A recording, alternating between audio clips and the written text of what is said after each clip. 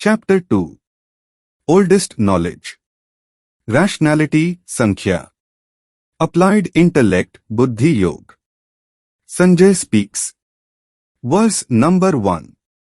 Sanjay said, on finding Arjun in pitiable condition, with tearful and worried eyes, depressed, overpowered by emotions, Shri Krishna spoke to Arjun. Comments. The sermon that follows and is contained in Shlok numbers 2 to 38 of chapter 2 is based on information, Gyan, rationality, Sankhya, and applied intellect, Buddhi Yoga, declared by Shri Krishna in number 39I of chapter 2. The purpose of clarifying the basis of the contents that follow up to Shlok number 38 of chapter 2 is to make Arjun conscious of the reasoning in support of the views stated. No sin may attach to the action. Sin may attach to inaction. 2.2. Shri Krishna School 4 Truths. 1. Impurity. 2. Dishonorable. 3. Heaven higher planets. 4. Infamy. Best of material spiritual worlds. Shri Krishna speaks. Verse number 2. Where from this impurity at this juncture of the battlefield, which is dishonorable for a respectable person, not leading to heaven higher planets but leading to infamy, O Arjun. Comments. Brahm's alter ego Shri Krishna, the second self, speaks. Shri Krishna had assumed the role of a charioteer, and that too unassumingly. Arjun is his close friend and also a relation. He fully realizes the potential and prowess of Arjun. Yet, when Arjun is deluged by delusions and becomes intellectually and physically a wreck, Shri Krishna keeps his cool. Apparently, Shri Krishna is surprised at the turn of events. Of course, nothing of the future was hidden from Shri Krishna. The fears, causes and consequences stated by Arjun had to be answered in the battlefield itself. They were positioned in the middle of the two armies, the no man's land. Bhishma was the commander of the Kauravas. He knew the reality of Shri Krishna. In the above shlok, Shri Krishna is still inquisitive about the true causes of Arjun's meltdown. He therefore tells Arjun that intellectual and physical surrender was 1. Impure, 2. Dishonorable, 3. Not leading to heaven higher planets, and 4. Will bring infamy. In the above shlok, the use of the word anarya seems to be deliberate in order to show that anyone can sink low or rise high in his conduct, and the so-called race superiority was not correct. As a corollary, it follows that the death in battlefield auto-elevates the soul to heaven or above. 2.3. Fight. Shri Krishna speaks. Verse number 3. O Arjun, chastiser of enemies, do not suffer from weakness or cowardice. Such condition will not befit him. He should overcome his hollow and trifling behavior and stand up to fight. Comments. Brahm's alter ego Shri Krishna, the second self, speaks. Note. The word klabyam in Sanskrit in the above shlok means cowardice. This interpretation fits in with the appellations by Shri Krishna for Arjun, which are showing his deference for Arjun. Therefore, Shri Krishna could not have used the above word to mean impotence, impotency. This will be inconsistent with the entire sermon. 2.4. Escapism. Arjun speaks. Verse number 4. How can I fight Bhishma and Guru Dronacharya and shoot my arrows on them when these persons are worshipable, O Madhusudan? Comments. Shlok numbers 4 to 7 of chapter 2 may be read together. The above shlok has limited the reasons for not fighting to the presence of Bhishma and Guru Dronacharya. Shlok number 28 of chapter 1 onwards show a change of position by Arjun. Earlier, in Shlok number 20 of chapter 1, Arjun's shock and dejection was on seeing the ranks of the Kauravas. In the above Shlok number 4 of chapter 2, his sense of attachment, emotion as also fear are betrayed. He thinks that he cannot have the better of Bhishma and Guru Drona. His feeling of respect is not only misplaced, but an effort to cover up his fears. In the case of both these personages, resort to stratagem was made to overcome them in the battle. 2.5. Fear of defeat. Fear of death. Arjun speaks. Verse number 5. Instead of tainting my hands with blood of my gurus and elders, it will be better for me to feed myself by becoming a beggar and pass my life as such. This would be so, even if these persons are in the battlefield for the sake of material gain. Comments. It is to be noticed that the mention of gurus and elders has already been made by Arjun in Shlok number 25 of chapter 1. In Shlok number 5 of chapter 2 above, he mentions only two categories of persons. In Shlok number 4 of chapter 2, he also refers Shri Bhishma and Guru Dronacharya. In the above Shlok, a general statement regarding gurus and elders has been made. This Shlok does not include Guru Drona and Grandsire Bhishma. This Shlok refers to gurus and elders who may decide to be on the side of the Kauravas for material gain. No insinuation of material gain could have been made against Grandsire Bhishma and Guru Drona. In his state of imbalance, Arjun forgets that the Kauravas will not permit Pandavas to live as beggars or in any other position but will certainly kill the Pandavas. 2.6. Fear of defeat. Fear of death. Arjun speaks. Verse number 6. What is to our advantage, to win the war or to lose the war? We are confronted by the sons of Dhritarashtra, and even if we killed them, we will not be able to lead a comfortable life. 2.7. Consciousness is quality only of the soul. Impacted consciousness. Arjun seeks guidance and clarity. Early dawn. Arjun speaks. Verse number 7. He, Arjun, completely surrenders to Shri Krishna and accepts him as his guru. He as a disciple requests Shri Krishna to show the right path and his duties. Arjun submits that he was completely shackled by his weakness. He is disturbed and has lost his rationality and has bewildered, impacted consciousness. Comments. Shlok numbers 4 to 7 of chapter 2 may be read together. In the above Shlok, Arjun shows the beginnings of a new dawn after the night of dejection, depression and delusion. He is about to be on the other side of the horizon. The few words of Shri Krishna in Shlok number 2 and 3 of chapter 2 has had the electrifying effect to take Arjun out of the gloom and darkness and despondency. He becomes conscious of the need for the guidance to navigate and take the ship of his life out of turbulent waters. Need to explain different aspects. A man like Arjun, in his state of disturbed intellect, questions put by him and fears expressed required a deeper and detailed diagnosis, analysis and topical treatment of the aspects involved. Therefore, it is of lasting value to remember that when in need, one should seek guidance from the right person. Please also see the common note number 5 on the word manah etc. Note Shlok number 8 of chapter 2 fully confirms that Arjun needed a thorough treatment to his maladies. 2.8. Senses. Arjun speaks. Verse number 8.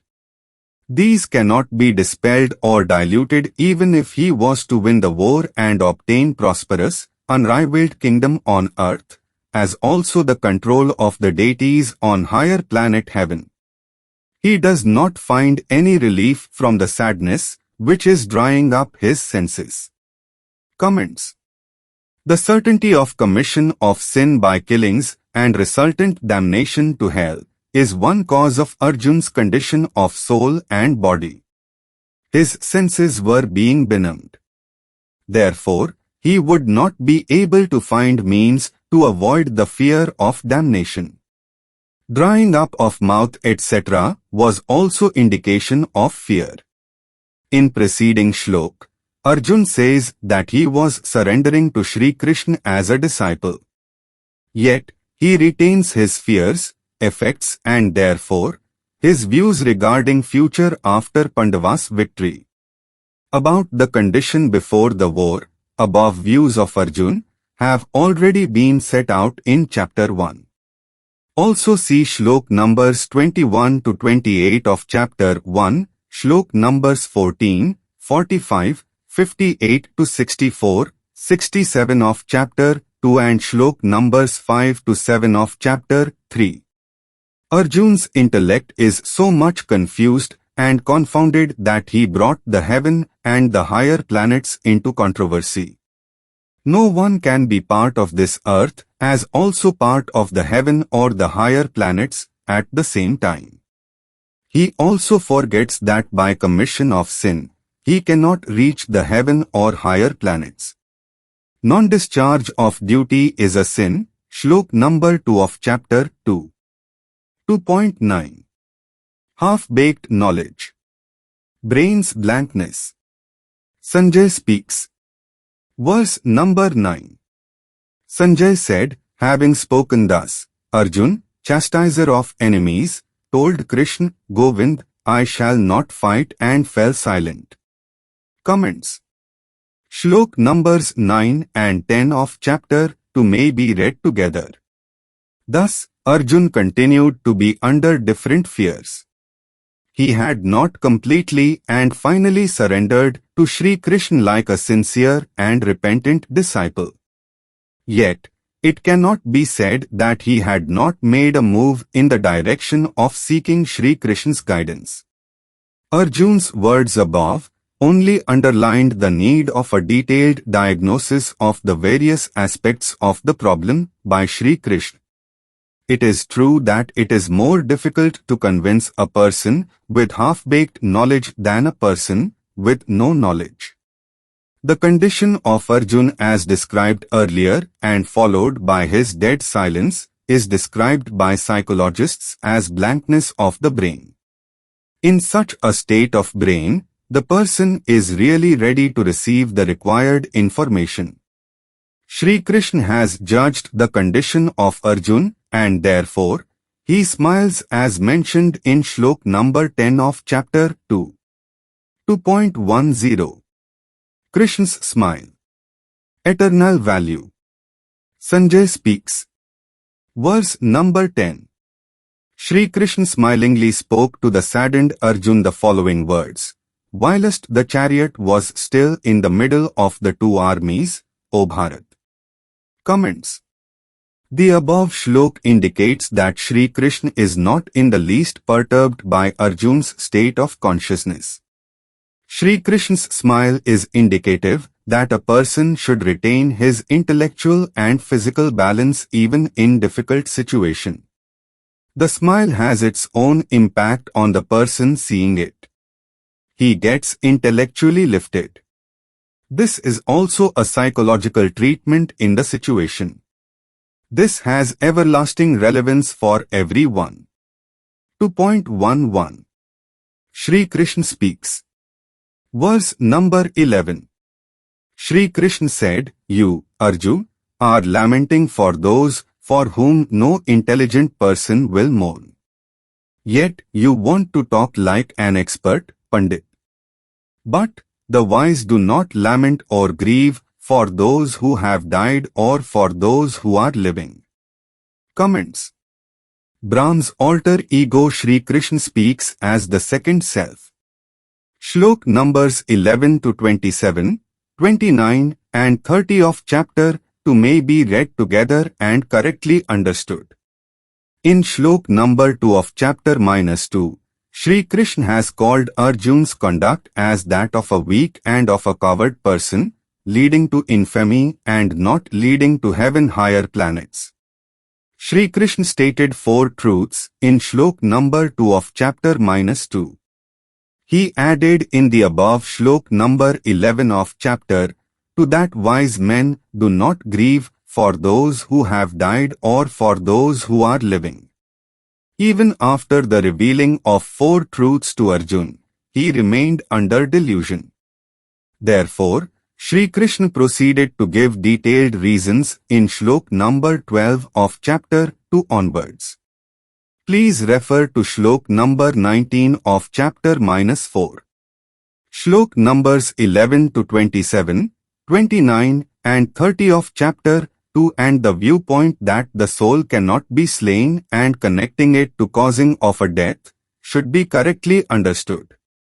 It certainly does not mean that separation of the soul from the body without a permitted defense and a cause is being justified in this sermon.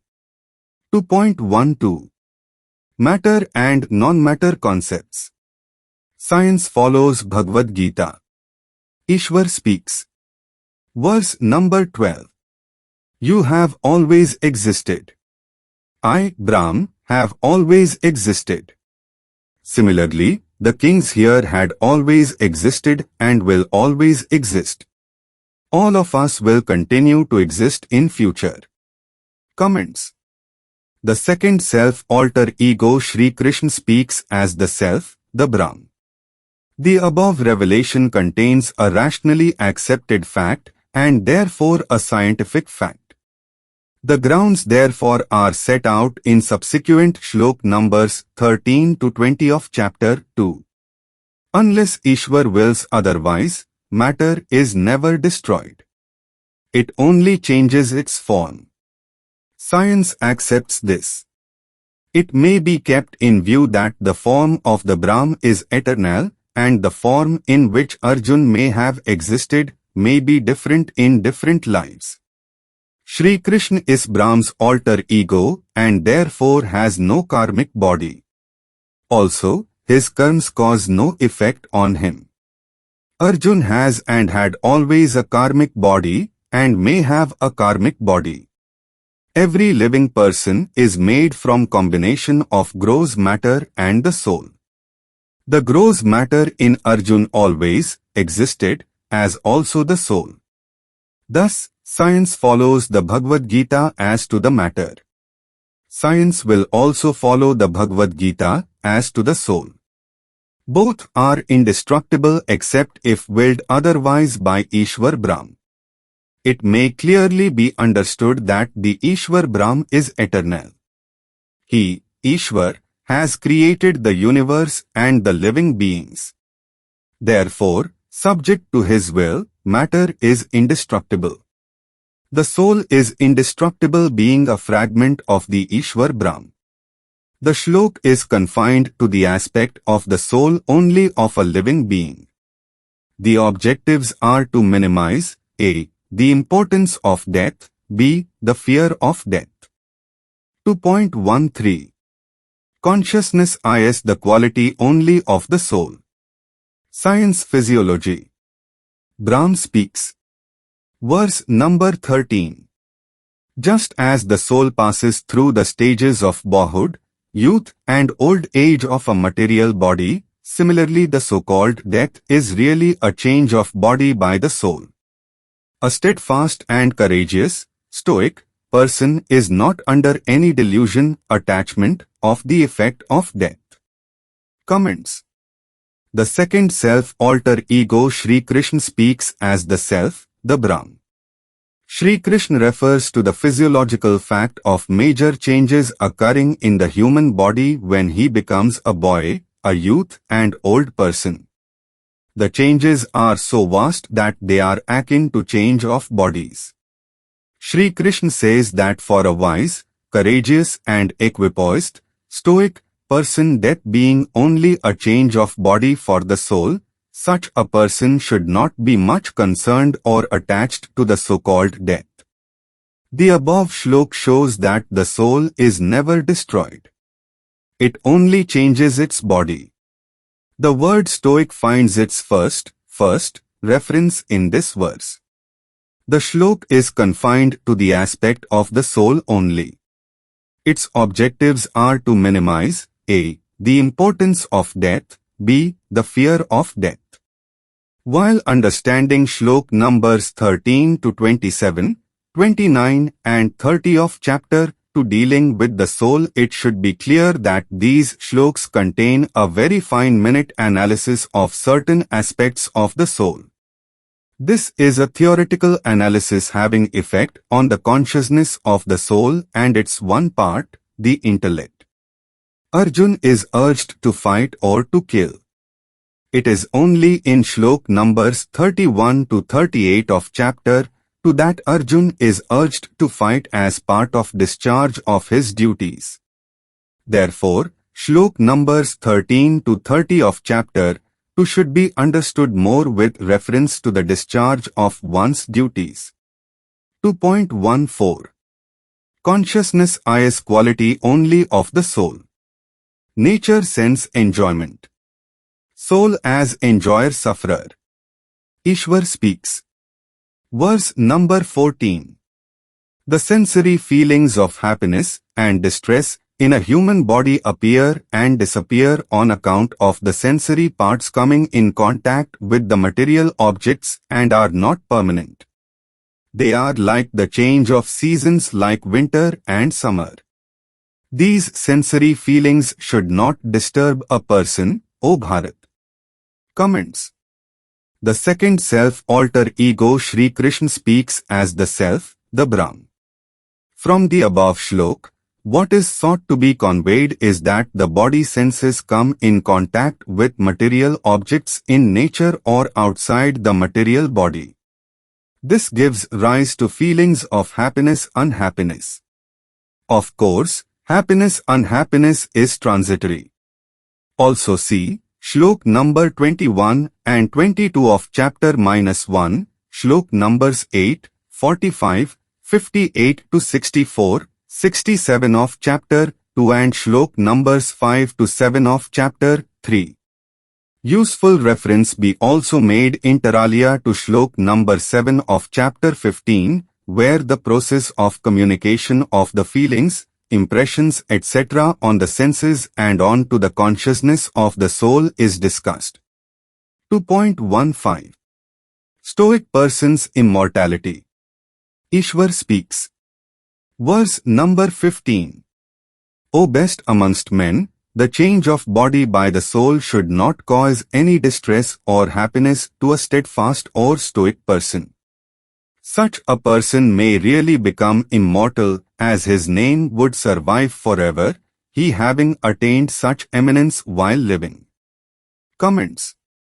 The second self-alter ego Shri Krishna speaks as the self, the Brahm. Shlok numbers 11 to 27, 29 and 30 of chapter 2 may be read together and correctly understood. This shlok deals with the subject of immortality in the sense that physically a man may die but his name and memory remain alive in the hearts of people. Such a person may attain such an eminence that he becomes a living legend. This is the effect of the taste of the nectar of eminence due to his conduct in life. Whether such a person attains heaven, higher planets, nirvan, moksha is a different question. He is most likely to have spiritual elevation. The shlok is confined to the aspect of the soul only. Its objectives are to minimize a. the importance of death, b. the fear of death. 2.16. Resurrect the past. Science far behind. Eternal matter. Ishwar speaks. Verse number 16. Singularly devoted seekers of reality have finally concluded that what is non-existent, actually or potentially, cannot become existent. What exists cannot become non-existent actually. Comments. The second self alter ego Shri Krishna speaks as the self, the Brahm. This shlok is unique. It stands singly, unconnected with shlok numbers 15 or 17 of chapter 2. In this shlok, Shri Krishna discloses the scientific truth that the gross matter and even the non-gross matter in this world do not cease to exist actually. The material bodies are created by the five elements materials. The soul, which is treated as non-gross matter, being imperceptibly fine matter, may change in the sense that it is impacted by the karmic effects etc. It has also the effects of the instincts. Similarly, the soul will acquire the effects of the past actions, karmas, for the material body form, which the soul will take on. Soul is fine matter, soul is not non-matter. The above shlok also clearly indicates that what exists actually or potentially cannot cease to exist actually or potentially. For example, voices produced and sounds made cannot become non-existent actually, even after years and years. These are also treated as matter material. The example of sounds and voices is relevant. Examples can be multiplied. The above shlok is therefore not only indicative of matter being indestructible but also of anything else which has existence actually or potentially. Whether gross matter or not, it will continue to exist actually or potentially. The test indicated is that does a thing exist actually or potentially? The above shlok also indicates that what apparently appears to be created anew is really not a new creation. It potentially existed. It surfaces upon a certain action-reaction. Whatever Brahm Ishwar has created actually or potentially is eternal but subject to Ishwar's will. Whatever is apparently created with the help of what he has created actually or potentially has also that quality. The amplitude of the above shlok will cover events that may have occurred in the past. If so empowered, these could also be seen as if replayed, reenacted. For the modern scientist, this is yet unthinkable. It may be clearly understood that the Brahm Ishwar is not subject to any limitations or conditions. He may create anything from nothing. He may reduce anything to nothing. He is the creator of the universe and its contents and their potentialities. The modern science has also concluded that the matter is indestructible. The matter changes its form. The scientists are experimenting with recording of the past voices and sounds etc. For details, see Inter alia shlok number 43 of chapter 6, shlok numbers 3, 4 of chapter 8, shlok number 8 of chapter 15 etc. 2.17. Consciousness is quality only of the soul. Ishwar speaks. Verse number 17. Know that what pervades in all is indestructible. This cannot be destroyed by any body. Comments. The second self alter ego Shri Krishna speaks as the self, the Brahm. Shlok numbers 11 to 27, 29 and 30 of chapter 2 may be read together and correctly understood. In the above shlok, Shri Krishna is referring to one quality of the omnipresent soul as extension of the Brahm itself. The nature of the individual soul is also extension of the Brahm. Therefore, the individual soul also partakes of the quality of indestructibility. This individual soul will be subject to effects of action-inaction, karmic action, the instincts etc. After taking on a material body for the first time, the soul becomes subject to the karmic effects. It may lose its purity throughout its journey except when it is to finally give up a body and merge into the Brahm. This is because, once the soul regains the full purity, it cannot but merge into the Brahm. The shlok is confined to the aspect of the soul only. Its objectives are to minimize a. the importance of death, b. the fear of death.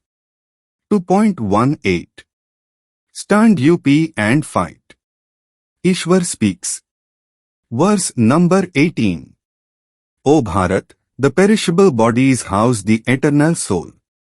Since the soul is eternal and boundless, cannot die, you should stand up and fight. Comments. The second self alter ego Shri Krishna speaks as the self, the Brahm. Reference is invited to shlok numbers 37, 38, 61, 65 of chapter 2, shlok number 38 of chapter 3, where also Shri Krishna exhorts Arjun to take up arms and to fight.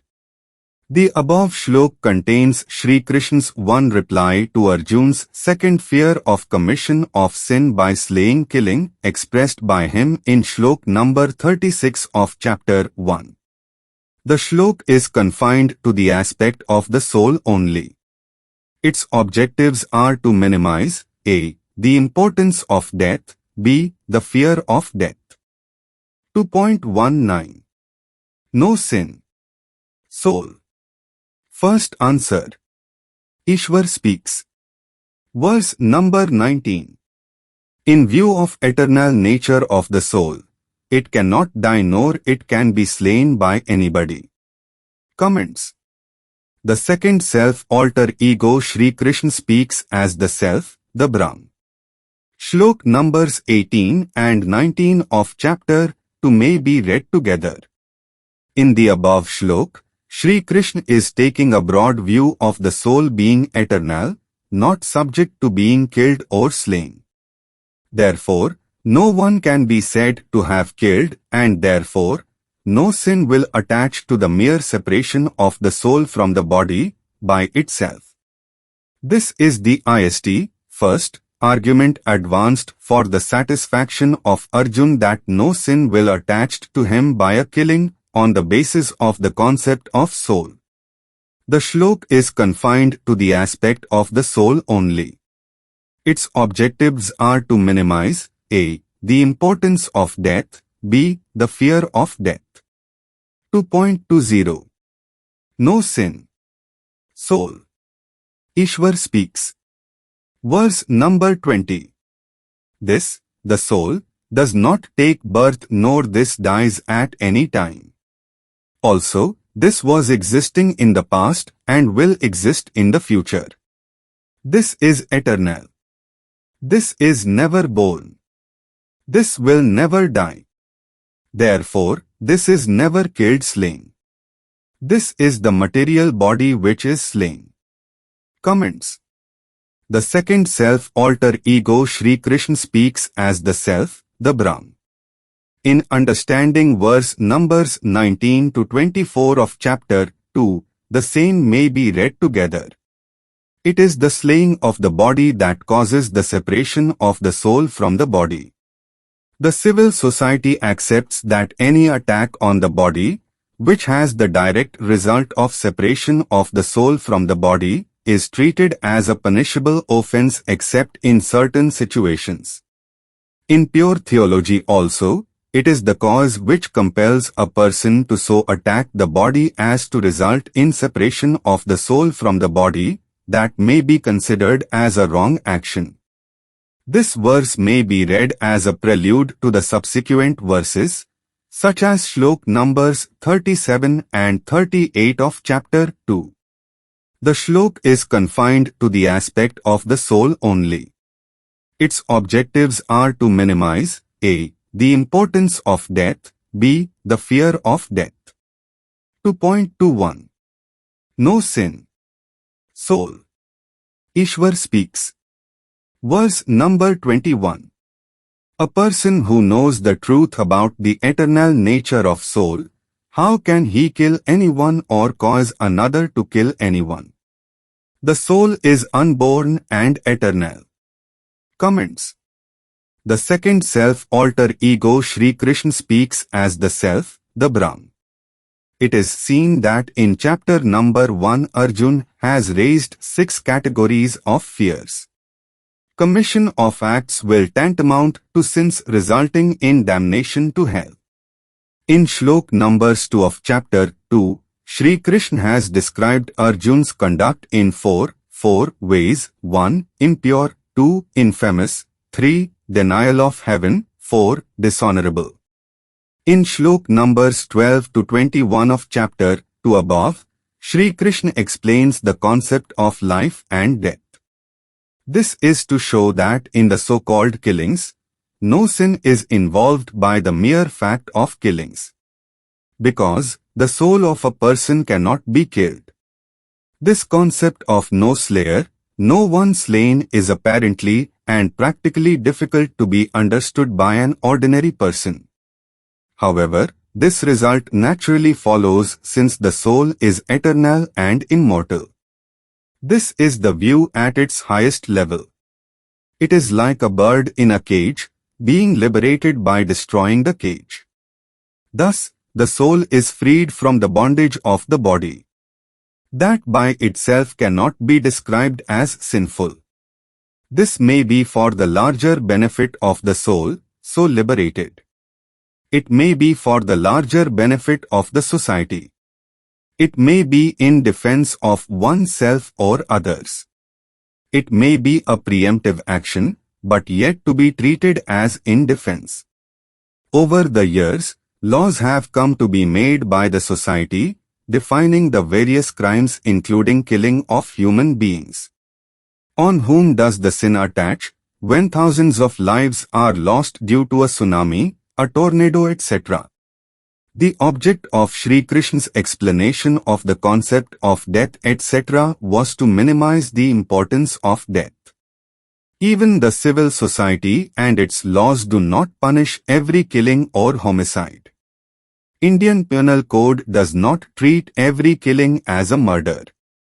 In certain circumstances, the offense of murder is not made out even if there has been a killing. Since the above view and concept of the material body and eternal soul did not have sufficient impact on Arjun, Sri Krishna furthermore explains the concept of a crime and commission of sin in subsequent verses. Inter alia, please see number 36 of chapter 2. The shlok is confined to the aspect of the soul only. Its objectives are to minimize a. the importance of death, b. the fear of death. 2.22. No sin. Soul. Second answer. Ishwar speaks. Verse number 22. The soul changes its old and worn-out body from time to time, just as human beings change their old and worn-out clothes for new ones. Comments. The second self alter ego Sri Krishna speaks as the self, the Brahm. In the above shlok, the importance of the so-called death of a living being is further reduced by the plea that the so-called death is a routine event like change of clothes by a living being, human being. Such an activity is bound to occur, and therefore by itself, his hands only help in such an occurrence. No sin will attach to Arjun by causing the change of clothes. This is the end to argument advanced by Sri Krishna on the basis of the concept of soul. By separation of the soul from the body, a person helps the soul to change the body, which by itself is neither a sin nor a crime. Such an event has to occur in everyone's life and is rather insignificant by itself.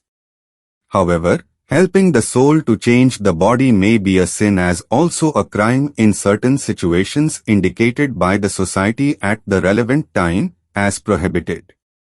No such outside help is needed if death occurs in the normal course. The shlok is confined to the aspect of the soul only. Its objectives are to minimize a. the importance of death, b. the fear of death. 2.23 Soul. Ishwar speaks. Verse number 23. A weapon cannot pierce a soul. Fire cannot burn it. Water cannot wet it. Air cannot dry it. Comments. The second self alter ego Shri Krishna speaks as the self, the Brahm Ishwar. The shlok is confined to the aspect of the soul only. Its objectives are to minimize a. the importance of death, b. the fear of death. 2.24 Soul. Ishwar speaks. Verse number 24. A weapon cannot pierce it. Fire cannot burn it. Water cannot wet it. Air cannot dry it. It is everlasting. It can be present everywhere. It can be steadfast. It can be firm. It is eternal. Comments. The second self alter ego Shri Krishna speaks as the self, the Brahm. In the shlok, Shri Krishna is still dealing with an individual soul, not with the concept of omni-soul. The above shlok does not refer to the Brahm itself, whose fragment is the individual soul. The shlok is confined to the aspect of the soul only. Its objectives are to minimize a. the importance of death, b. the fear of death. 2.25 Soul. Non-manifest. Ishwar speaks. Verse number 25. The soul is difficult to be seen, is indistinct, difficult to be thought of, as to description physically, and is unchangeable. Knowing this, you should not grieve lament for the body. Comments. The second self alter ego Shri Krishna speaks as the self, the Brahm. Shlok numbers 11 to 27, 29 and 30 of chapter 2 may be read together. Shri Krishna sets out the broadest argument regarding the concept of death and soul. The purpose of the argument was to make Arjun believe that he will not be responsible for the consequences as the soul is not killed. Only the material body is separated from the soul occurrence of the death by itself. In shlok number 25 of chapter 2, yet another argument is put forward regarding the concept of soul. He says that the individual soul is a part of the omni-soul, and since the omni-soul is permanent, all-pervasive etc., even the individual soul cannot be killed or destroyed. Thus, there cannot be the slain. Therefore, no slayer, the so-called killer, having committed any sin, can be damned to hell. Shlok number 25 of chapter 2 above sets out yet another argument situation. The shlok clearly lays down that the senses in the body cannot perceive or feel the soul except with difficulty. This is the gross understanding of the relationship as detailed in subsequent part of the sermon. Therefore, obviously the normal ordinary eyes cannot see the soul. Similarly, one cannot have a view of the soul through imagination or thinking. The inability of the senses as also of intellect to have a perception or sight of the soul is due to the size of the individual soul being too small and subtle. It may be mentioned here that the individual soul is stated to be a fragment of the omni-soul the Brahm. Even the omni-soul cannot normally be the subject of the senses or the consciousness although stated to be omnipresent. Special empowerment is required either by individual spiritual effort or by the help of a sage expert. The shlok is confined to the aspect of the soul only. Its objectives are to minimize a. the importance of death, b. the fear of death. 2.26 Fight. Ishwar speaks. Verse number 26. O mighty armed one, even if it is assumed that the soul takes a rebirth on being destroyed, then also there is no cause to lament or grieve. Comments. The second self alter ego Sri Krishna speaks as the self, the Brahm. Sri Krishna tells Arjun not to lament or grieve on the so-called killing because the soul will take a rebirth. This is the third argument to show that no sin will attach for the so-called killings in any gross way by the mere fact of such killings. This is also the third argument by Sri Krishna urging Arjun to fight. The shlok is confined to the aspect of the soul only. Its objectives are to minimize a. the importance of death, b. the fear of death. 2.27 Death. Grief. Ishwar speaks. Verse number 27. Whoever whatever takes birth has to ultimately die. Whatever has a beginning will also have an end. Therefore, Arjun should not feel any grief on the death of anyone. Comments. The second self alter ego Sri Krishna speaks as the self, the Brahm Ishwar. Shlok numbers 11 to 27, 29 and 30 of chapter 2 may be read together and correctly understood. The basis of the above shlok is that an event like a death has in any case to occur later or sooner. Then, helping it to occur earlier by itself may not be a sin. Alternatively, in the preceding three versions of the separation of soul from the body, the blame on person will be very small. The objectives are to minimize a. the importance of death, b. the fear of death. 2.28 Body materials. Science. Ishwar speaks. Verse number 28. The beginning of process of integration of elements making the material bodies and the process of their disintegration after death are difficult to be seen. The material bodies can easily be seen in the intervening period. There is no need for you, Arjun, to lament or grieve, O Bharat. Comments. The second self alter ego Sri Krishna speaks as the self, the Brahm Ishwar. In the above shlok, Sri Krishna is pointing to the continuity of the life forms.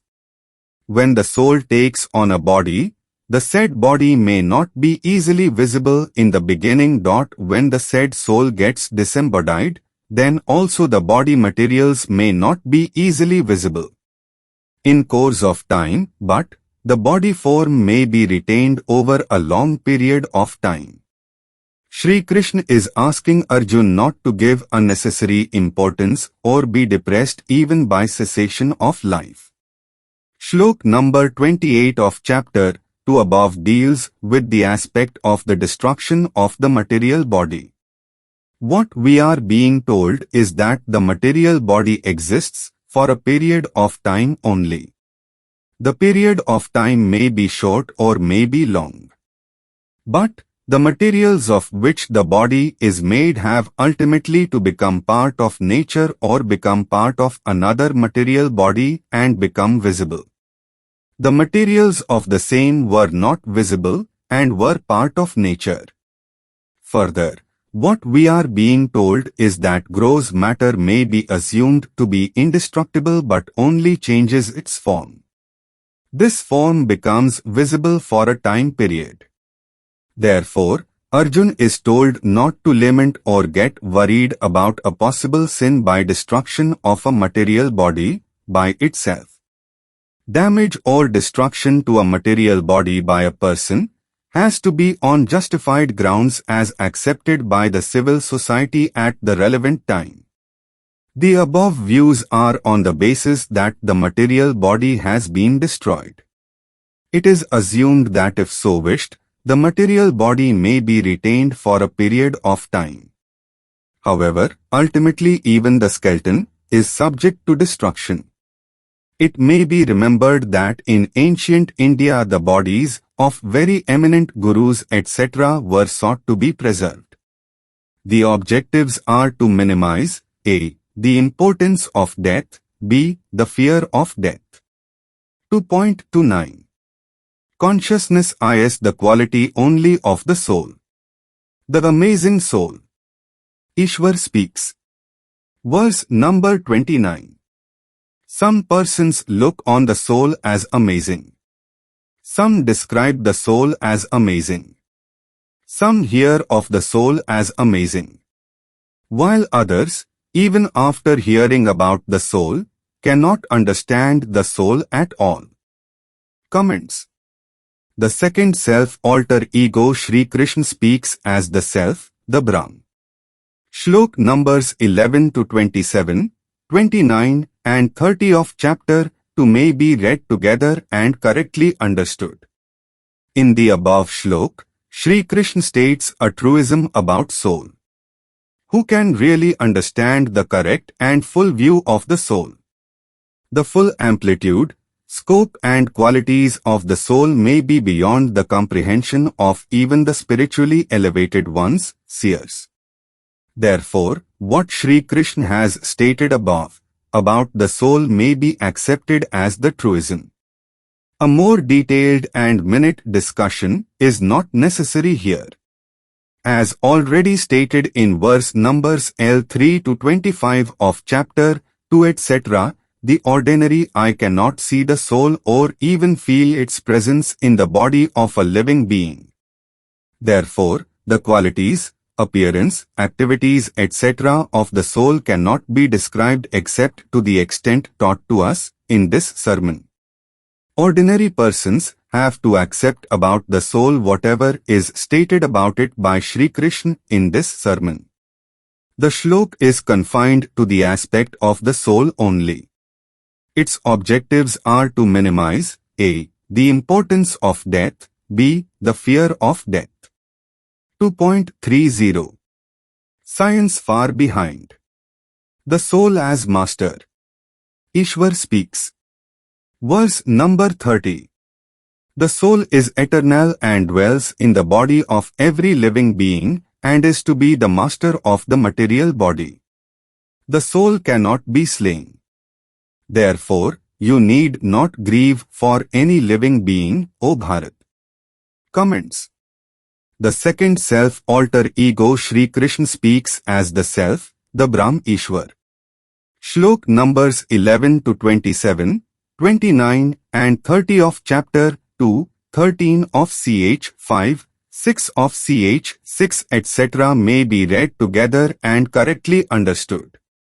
This view is being expressed and, to time, having already been stated inter alia in shlok numbers 14 and 20 of chapter 2.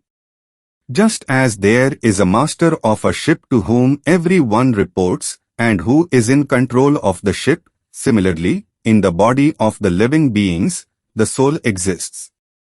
Therefore, Shri Krishna is laying the stress on the soul being eternal and in control of the material body. Arjun should not lament for the so-called death and killings. It is worth mentioning that in shlok number 14 of chapter 2, soul has been described as the enjoyer-sufferer in the life of the living beings. Please also see shlok number 42 of chapter 3. The shlok is confined to the aspect of the soul only. Its objectives are to minimize a. the importance of death, b. the fear of death. 2.31 Eternal relevance. Prescribed duties. Fight. Ishwar speaks. Verse number 31. In the discharge of your duties, considering that you are a warrior, you should never hesitate to fight. For a warrior, there is no more meritorious activity than to fight a righteous war. Comments. The second self alter ego Shri Krishna speaks as the self, the Brahm. In the above shlok, Shri Krishna sets out a very clear and undoubted reasoning for a professional soldier to fight a battle as that is his duty. This is the fourth, and yet another argument for Arjun to fight the battle. Shri Krishna also lays stress on the battle being for a good cause, and a soldier should ever be keen to join such a battle. The above shlok also points out to the eternal relevance for a person carrying out the assigned work, the prescribed duties, etc. This is one of the most basic features for any society to run smoothly and efficiently. The maxim evolved is, act your part well, there all the honor lies. The above argument is not related to the concept of the soul set out in shlok numbers 10, 26, 29 and 30 of chapter 2 etc. In the above shlok mention has been made of battle, which is righteous, and such a battle should be more gladly undertaken. But, as already stated under shlok number 45 of chapter 1, a soldier should with full zeal and sincerity fight any battle being a professional soldier. Also see number 37 of ch 2.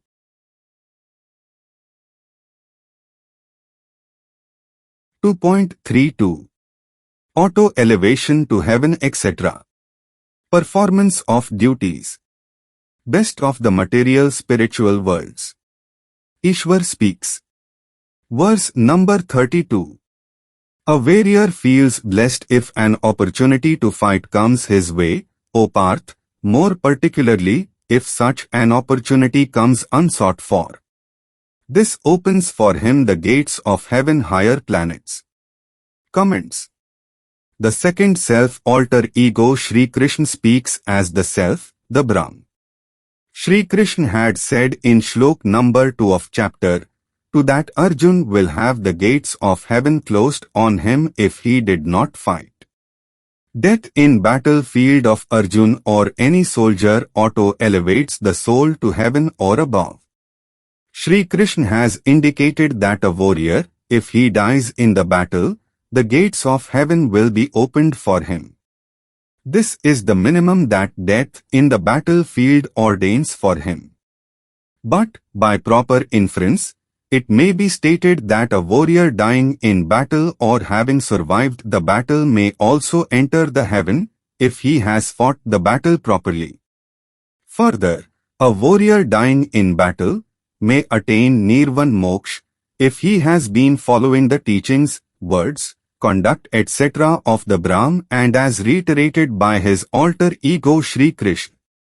Also, see comments under shlok number 72 of chapter 2. This above position by analogy should also fully apply to all persons discharging security defense duties to the nation. Shlok number 2 of chapter 2 refers to higher planets. Also see number 37 of ch 2. 2.33 Fight. Non-performance of duties. Sinful. Loss of reputation as a warrior. Ishwar speaks. Verse number 33. If, however, you do not perform your professional duty of fighting, then you will certainly incur sin for neglecting your duties. You will also lose your reputation as a warrior fighter. Comments. The second self-alter ego Shri Krishna speaks as the self, the Brahm. It may be noticed that in shlok number 2 of chapter 2, Shri Krishna has pointed out four adverse effects of Arjun's hesitation refusal to fight the battle. The above shlok points out two more specific adverse effects, namely loss of reputation as a soldier warrior and commission of sin. Shri Krishna also positively states that not fighting by a professional warrior will tantamount to commission of sin. A sin could be punishable negatively by causing, as for example, birth in a lower form of life. The two adverse effects mentioned in shlok number 33 of chapter 2 are not directly covered by shlok number 2 of chapter 2. However, it may be said that the conduct of a warrior refusing to fight shows his weakness cowardice. On the other hand, such a conduct will also lead to infamy. Infamy in a broader sense includes loss of reputation as a warrior soldier.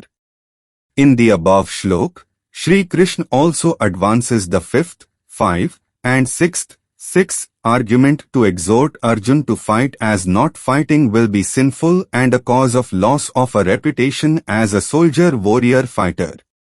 Please also see number 8 of chapter 3. 2.34 Living Death.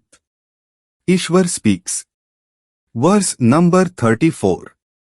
Your refusal to fight will be dubbed as cowardice, dishonorable conduct, by all living beings. This will bring infamy on you. For an honorable man, infamy is worse than death. It may be called a living death. Comments. The second self-alter ego Shri Krishna speaks as the self, the Brahm. 2.35 Ishwar speaks. Verse number 35. If you thus avoid to fight, all great fighters, generals etc. will call you a coward. You will become very small in their eyes. Comments. The second self-alter ego Shri Krishna speaks as the self, the Brahm. 2.36 Eternal relevance. Living death. Ishwar speaks. Verse number 36. The dishonorable conduct will be painful for you, Arjun, than even death. You, Arjun, will be scorned at. Degrading appellations will be used for you. All this will be most humiliating and painful for you. Comments. The second self-alter ego Shri Krishna speaks as the self, the Brahm Ishwar. Shlok numbers 33, 36 of chapter 2 are dealing with the same subject matter, i.e. consequences of infamy etc. on Arjun's refusal to fight. Life shows that humiliation, aversion, avoidance etc. and snide comments etc. can make the life of an individual very difficult and intolerable. The psychological impact can be so unsurmountable that one loses intellectual balance and even yearns for death. This analysis of the human behavior has eternal relevance. It is true today. It was true in the past. 2.37 Eternal relevance. Not sinful. Death in battle. Auto-elevation to heaven etc. Ishwar speaks. Verse number 37. On death in battlefield, you will go to heaven, higher planets. In victory, you will enjoy the material gains, enjoyment of this earth. Therefore, get up, O son of Kunti, and fight with solemn decisive firmness. Comments. The second self-alter ego Shri Krishna speaks as the self, the Brahm. In the above shlok, Shri Krishna exhorts Arjun to fight the battle with unwavering and clear view. It is seen that sometimes the bigger army, but lacking confidence, may lose to a swift and determined attack of a smaller army. The confidence of a soldier is vital for his efficient fighting. Confidence and firmness are, and have always been, decisive in a battle. This is also true of actions in the normal life of an individual. His actions have to be guided by clarity and firmness. Shri Krishna is laying a guideline not only for Arjun but for everyone and for all times. This has eternal relevance. A soldier may fight very bravely, and his action and effort are widely recognized and well awarded whether he survives or lays down his life. Reference may also be made to Shlok number 2 of chapter 2, where Shri Krishna says that Arjun's not fighting will debar him from heaven, higher planets. Also see number 32 of ch 2. Note. In the above shlok, The use of the Sanskrit word asi means you. This word you is used not only for the person addressed, but also refers to an unspecified person or people in general. The shlok applies in general to all those who were fighting the battle. There could be exceptions in view of their actions, conduct etc., like Duryodhan. 2.38 Death caused. When sinful. Ishwar speaks. Verse number 38. If he does not take into account happiness or distress, gain or loss and victory or defeat, and he thus engages in the battle, deaths caused by him will not be sinful for him. Comments. The second self alter ego Sri Krishna speaks as the self, the Brahm. It is to be observed that Sri Krishna is trying to explain the concept of sin upon a death being caused. The concept has already been explained while dealing with shlok numbers 12 to 30 of chapter 2. Sri Krishna has opined that merely because a death is caused by an act, that is not determinative of any resultant sin. It may further be observed that in this part of the discourse, Sri Krishna does not refer to the cause or its merits for which the battle has been joined. Naturally, every soldier participating in a war cannot be allowed the liberty to decide whether the cause of the battle is good or bad. The above verse is also referring to the state or condition of a stoic. The verse also presumes that the soldier has no personal or selfish interest in the battle. Moreover, Arjun was neither the king nor the commander of the armies of the Pandavas. Further, reasons for the resultant deaths not casting sinful shadow on Arjun are stated in shlok number 40 of chapter 2 onwards. 2.39 This far, an overview. Oldest knowledge. Applied intellect, Buddhi Yoga. Rationality, Sankhya. Eternal triad. Ishwar speaks. Verse number 39. 1. So far what I, Brahm, have explained to you is in accordance with rationality, Sankhya, and applied intellect, Buddhi Yoga. 2. Now here, O son of Parth, I, Brahm, will explain to you the way, by control of intention expectation in connection with doing of an action, you will not be subjected to adverse effect bondage thereof. Comments. No. 39. I. The second self alter ego Sri Krishna speaks as the self, the Brahm. 1. The above shlok, I, separates shlok numbers 2 to 38 of chapter 2 and shlok number 40 of chapter 2 onwards. 2. The word yoga, yog, has been defined by Sri Krishna in shlok numbers 48, 50 of chapter 2. Yoga, yog, means doing taking of all actions correctly and skillfully. 2. The above definition and description of the word yoga, yog, will necessarily include a variety of processes involving control of the thinking process, rationality, correct analysis, sifting, synthesis and conclusion vis. Use of body senses. This entire process is covered by the expression applied intellect, Buddhi Yoga, including rationality, Sankhya. 3. The word yoga, yog, has also been used particularly to indicate connection between one and another and the Brahm. 4. But, unless compelled by the context, the above definition given in shlok numbers 48, 50 of chapter 2 will be strictly adhered to. 3. Therefore, the expression applied intellect, Buddhi Yoga, in short will involve correct use of one's intellect. The word Sankhya has been used by Sri Krishna to convey a limited meaning of rationality.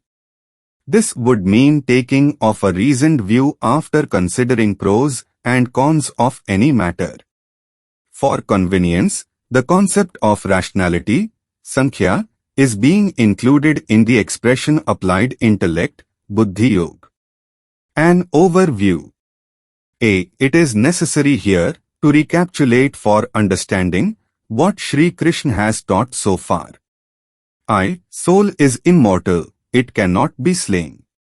One should not have feeling of guilt.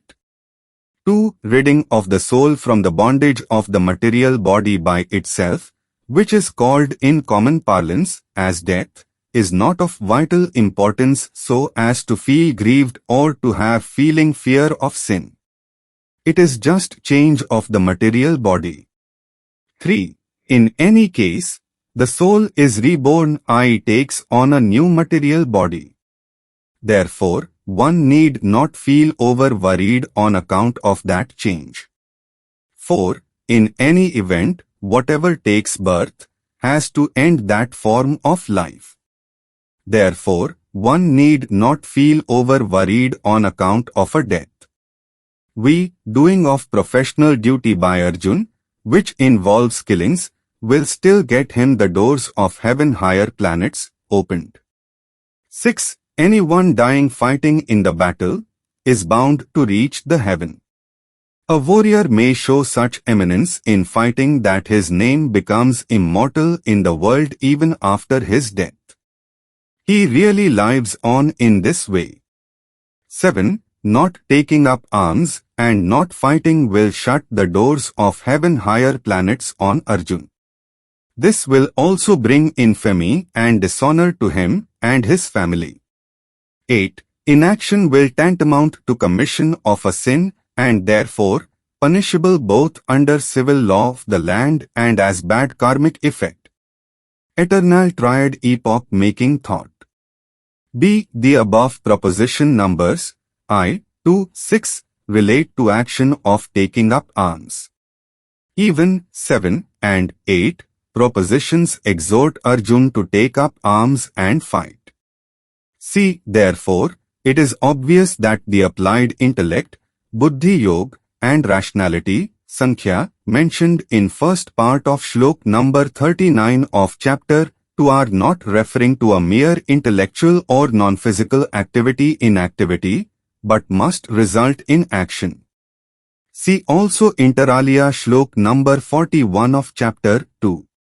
D. The further amplitude, use and applicability of these concepts has been dealt with in subsequent shloks of chapter 2 and even in other chapters. Shri Krishna speaking as Brahm Ishwar has proceeded on the basis of certain facts information, Gyan, to analyze, synthesize, reason out etc. the said materials, applied intellect, Buddhi Yoga, including rationality, Sankhya, to reach a correct conclusion and also for correct action to be taken, Karma Yoga. Thus, we are being taught about a part of the eternal triad, Avyayam Yogam, referred to in Shlok number 1 of chapter 4.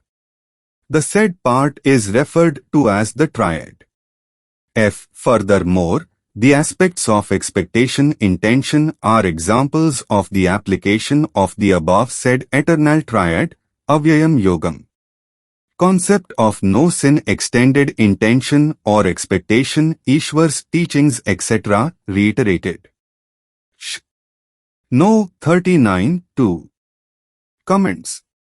1. Reference to the concepts of intention expectation in the above shlok is an epoch-making teaching. This theory has contributed in a very large measure in the development of the society. Under legal jurisprudence, these concepts have a very vital role to play. Similarly, on the moral plane, teaching thereof is of vital importance. The second part has been detailed in subsequent shloks. This is also of lasting relevance. 2. The second part of shlok number 39 of chapter 2 relating to intention expectation is not necessarily a further refinement further evolvement of the principles views of applied intellect, Buddhi Yoga, joined with rationality, Sankhya. 3. The second part of shlok number 39 of chapter to itself makes it clear that the same relates to an action and not to a mere intellectual or non-physical exercise and must result in action. 4. This principal view has been described as non-fruitive action. Please also see inter alia shlok numbers 40, 47 to 51, 55 of chapter 2. Shri Krishna is laying down a general proposition where action is taken or initiated but results in no sin attaching to the doer. Obviously, this will encourage action, which is the purpose of this sermon.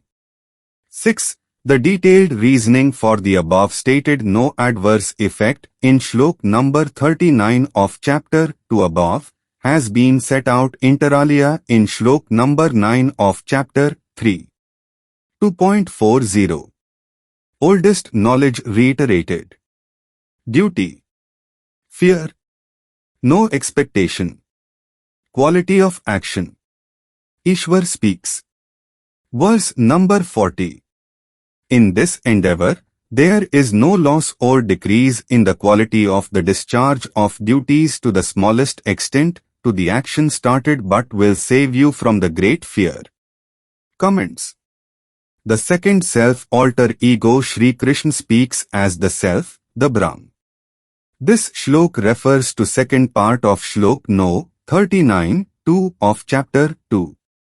1. The above shlok is referring to an effort made. In this case, the battle joined, without expectation of any particular result, and secondly, an action taken, in this case, a battle joined, without any intention to kill anyone necessarily. The two words intention and expectation have different connotations. Shri Krishna deals with these kinds of efforts in shlok number 40 of chapter 2 onwards. 2. It will be relevant to mention that Arjuna has in chapter 1 expressed six types of fears if he waged the war. One of them being his damnation to hell. Please also inter alia see shlok numbers 36 to 41 of chapter 1. 3. What the above shlok lays down is that even if an action is taken without a particular expectation, its accuracy, intensity of the action, and its quality in any way is not at all adversely affected. 2.41. Applied intellect. Intention, expectation. No sin. Ishwar speaks. Verse number 41. Those who practice the path of applied intellect, Buddhi Yoga, remain resolute in their object, O Kurunandan. Those who are not resolute, they have innumerable split thoughts with many directions.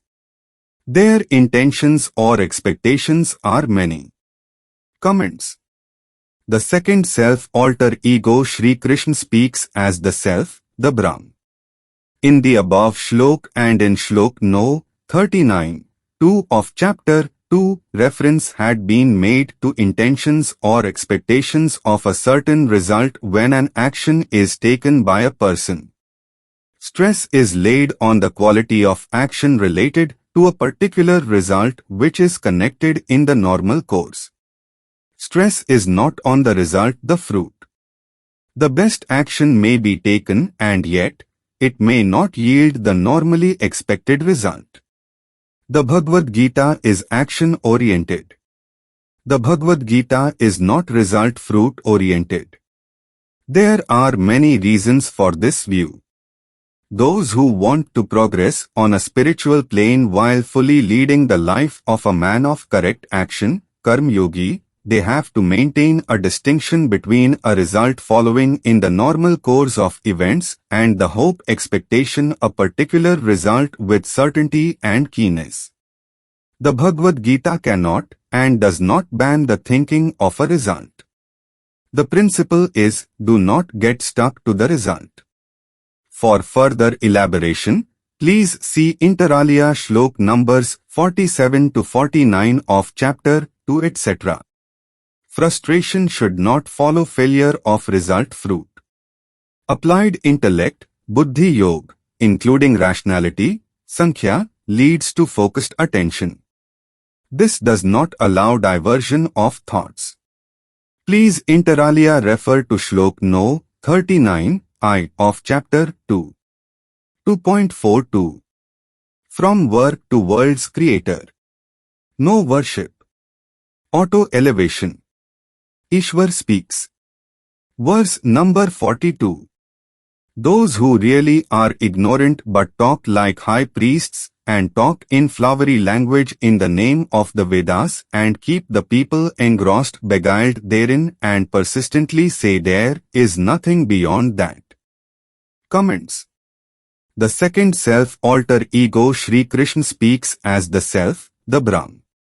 1. The reason for Sri Krishna referring to Vedas was because Arjun has expressed the fear of damnation to hell for himself and possible loss of heaven as widely propagated by the high priests in the name of Vedas, in case he proceeded to fight the battle.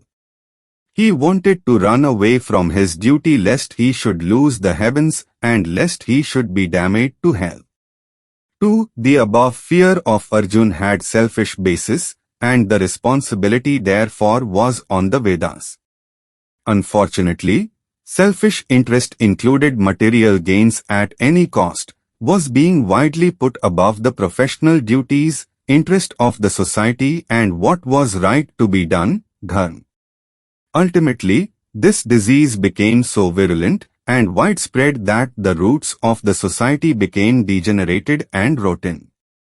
This ultimately caused the fall of India in the centuries that followed. Principles in Bhagwat Gita to prevail. The above view was laid down in the sermon of Bhagwat Gita by Brahm's alter ego Sri Krishna speaking as the Brahm. 3. Sri Krishna is trying to teach correct knowledge to Arjun which will lead him to do his duty and yet obtain the heaven etc., while not giving undue importance to material prosperity.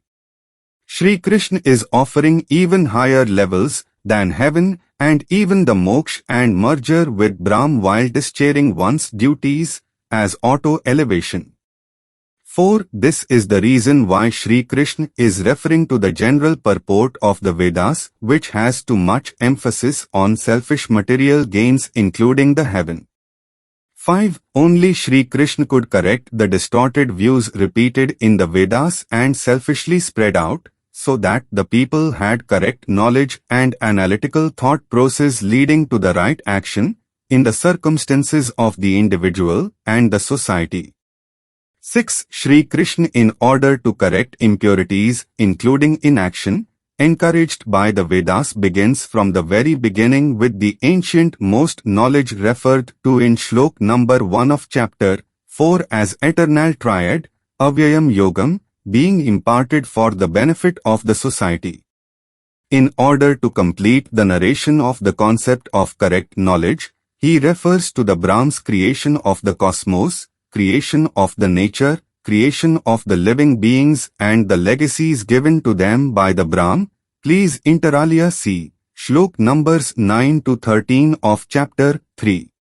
7. Thereafter, the stages of the effects on and progress of the living being on different aspects, right up to the stage where the individual soul may merge with Brahm to attain all his faculties, qualities and powers etc. are detailed.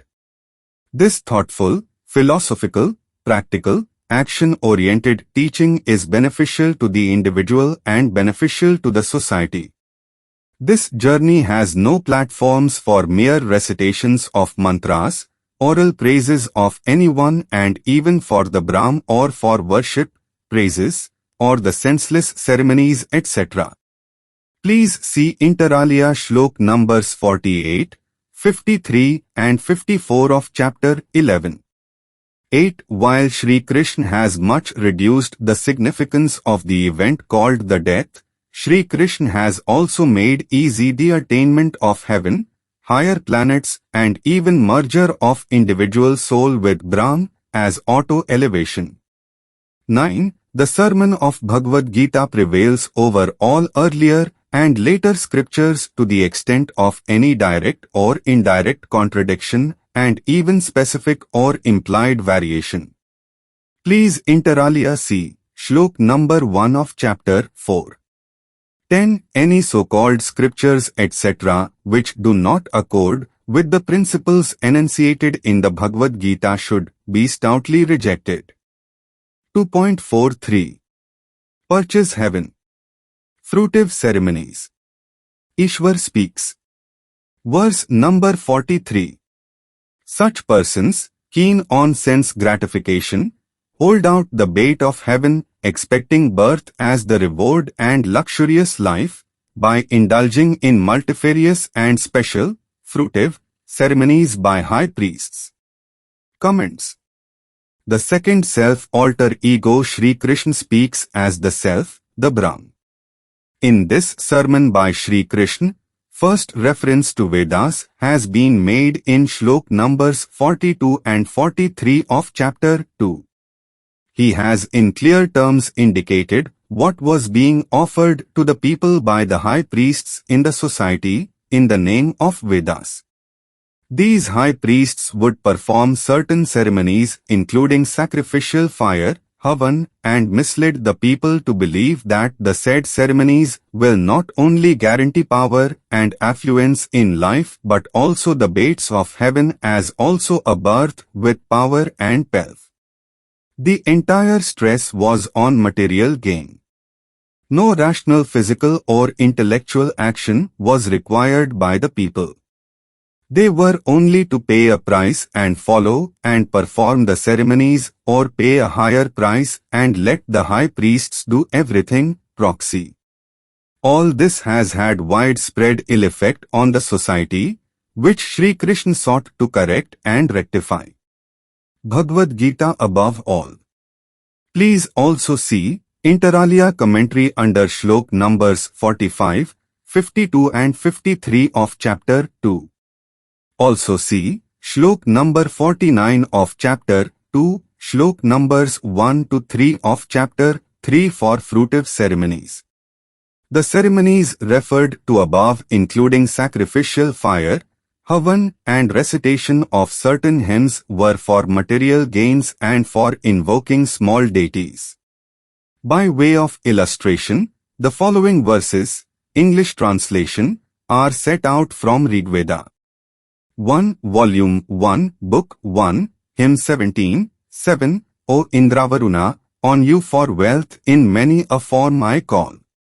2 Volume 1 Book -2 Hymn 1 7. Giver of wealth art thou to him who honors thee.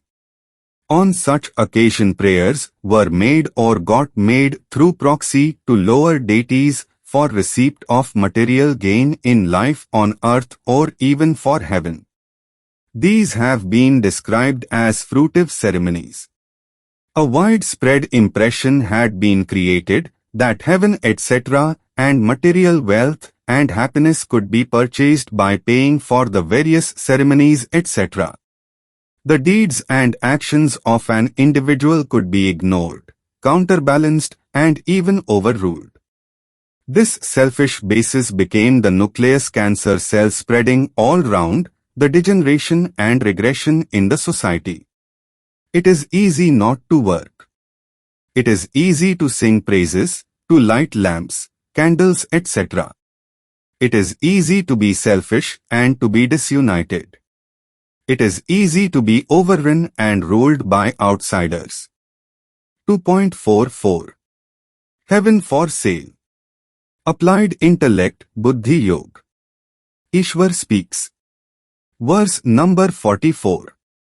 Persons who are occupied in material gain enjoyment, talk of heaven's higher planets, are incapable of understanding, practicing applied intellect, Buddhi Yoga, including rationality, Sankhya, concentration of the thoughts, are irresolute in their objects and have a misled impacted consciousness, lacking self-control. Comments. The second self-alter ego Sri Krishna speaks as the self, the Brahm. In the above shlok, what Sri Krishna is discussing is that persons, who seek material gain on this earth or talk of a place in heaven's higher planets etc. while performing fruitive ceremonies like the sacrificial fire, Havan, do not apply their intellect to know the true knowledge. Further, such persons are not able to arrive at correct and definite conclusions. The above shlok deals with the individuals who suffer from above defects. However, shlok number 42 and 43 of chapter 2 refer to persons who call themselves knowledgeable and like the high priests, perform or cause to be performed at a price, the ceremonies etc. holding out the bait of material gains and even heaven etc. Please also see the common note No.5 on the word Manah Chitta etc. 2.45. Ancient most knowledge reiterated. Maya. Consciousness is quality only of the soul. 3 attributes caused due to nature first reference. Rise above. Ishwar speaks. Verse number 45. He, Arjun, should rise above the 3 attributes caused due to nature and dealt with by Vedas. Be in control of impacted consciousness. He should always stay with the truth morals. He should be rid of all doubts about happiness and sorrow, be without obsession for material prosperity. Comments. The second self alter ego Sri Krishna speaks as the self, the Brahm. In the above shlok, Sri Krishna for the ist time refers broadly to the 3 attributes caused due to nature and affecting human behavior conduct. Sri Krishna is referring to the trio of fruitive goodness, sattva, fruitive keenness, rajas, and fruitive ignorance, tamas, which form the general basis of the Vedas. Sri Krishna exhorts Arjun to rise above the said 3 attributes caused due to nature and rise above the feelings of sorrow and happiness, transcend to moral heights and to seek truth and purity in life. Also see Shlok numbers 5, 27, 28, 29, 37 and 38 of chapter 3 etc. There, the trio broad effects fall under the general term Maya. For details, also see comments under Shlok number 42 of chapter 2. 2.46. Oldest knowledge reiterated. Ishwar speaks. Verse number 46. A well is not of any relevance when the area itself gets flooded with water. The Vedic knowledge of the so-called learned persons is like the well in the face of the flood of knowledge. Comments.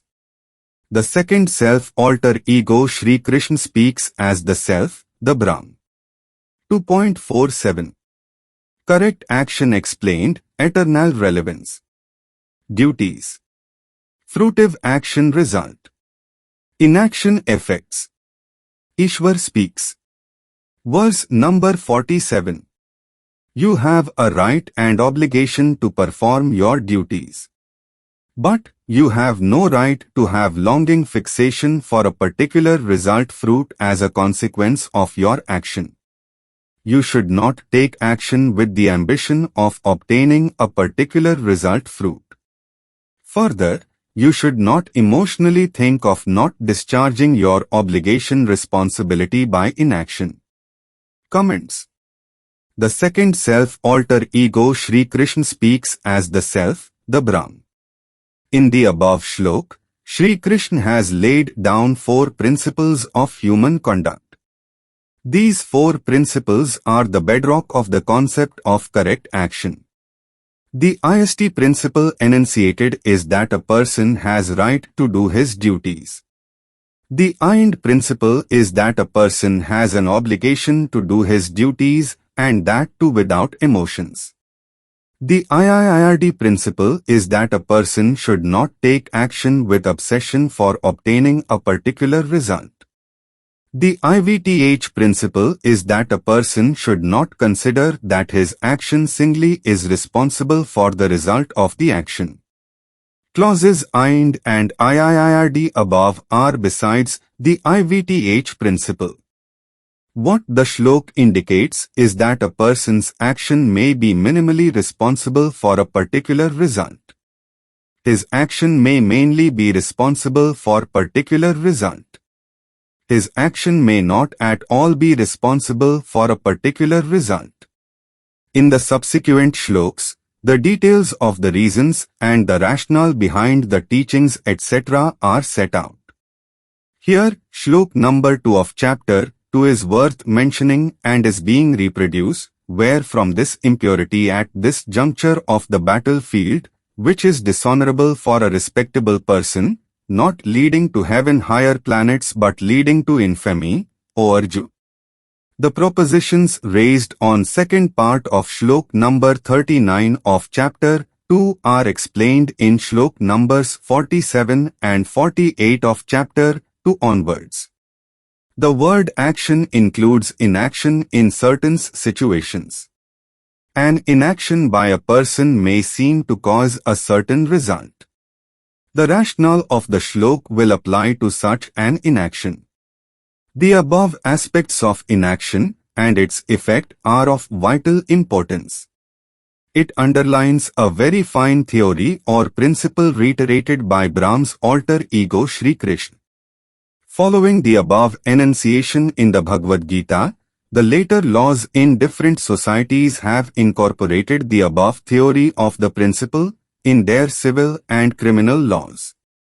Not taking action when one ought to may lead to civil or even criminal liability. The same principle applies to keeping silence when one ought to speak, may also result in civil and even criminal liability. 2.48 Ancient most knowledge. Correct state of consciousness. Consciousness is quality only of the soul. Yoga explained. Ishwar speaks. Verse number 48. With concentration, unwavering, you should discharge your duty without attachment, unconcerned of success or failure, equipoised and in equanimity, O Dhananjay. This is called doing anything, taking an action correctly, yoga. Comments. The second self alter ego Sri Krishna speaks as the self, the Brahm. 1. Shlok numbers 48 to 50 of chapter 2 may be read together.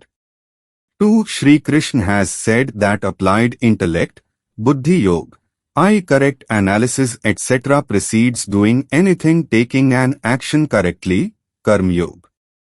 Certain qualities have been laid down for doing anything, taking an action correctly, karma yoga. Certain qualities laid down by Sri Krishna refer to the conditions of consciousness. The correct analysis of the facts will require exercise of intellect, applied intellect, buddhi yoga, including rationality, sankhya. The triad Bhagavad Gita above all. The action taken fulfilling the above conditions of consciousness has been termed as doing anything, taking an action correctly, karma yoga. 3. The tiny word yoga is vastly pervasive and very powerful. It affects all living beings. This is so in view of what is stated in shlok numbers 48 to 50 of chapter 2. It is comparable to the tip of an iceberg. It contains a philosophy of a full life. 4. Yoga is a compendious word and may include many combinations. In the present context, this word means collection of correct information, Jnana Yoga, 2. Applied intellect, Buddhi Yoga, including rationality, Sankhya, and 3. The correct action, Karma Yoga.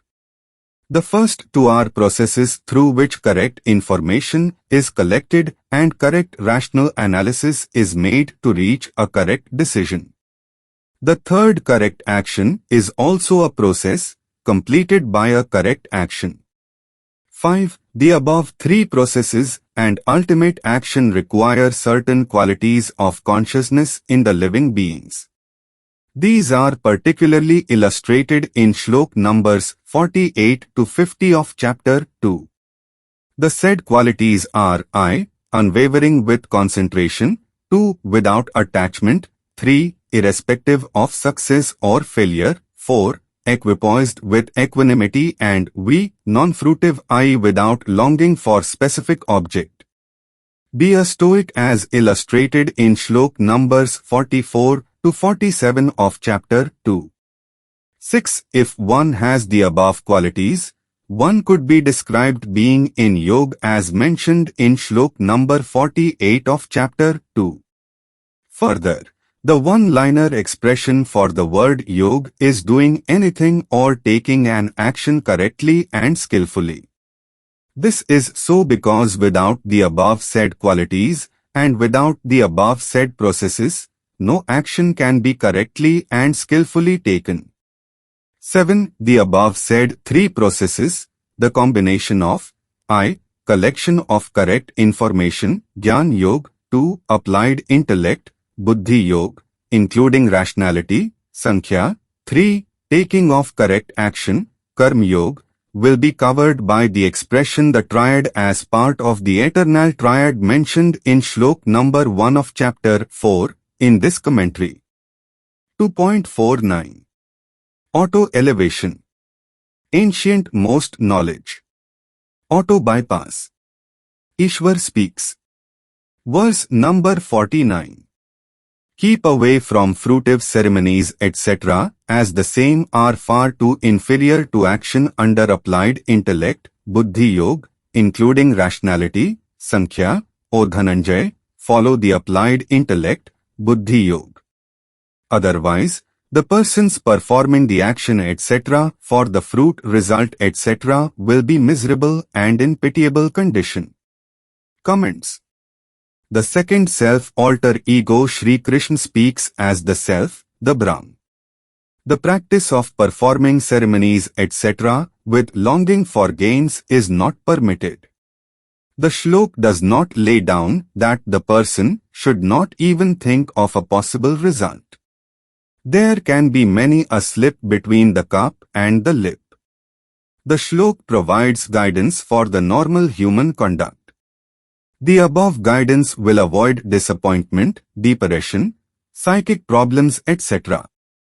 The shlok also clarifies that ceremonies etc. for certain result fruit are to be avoided.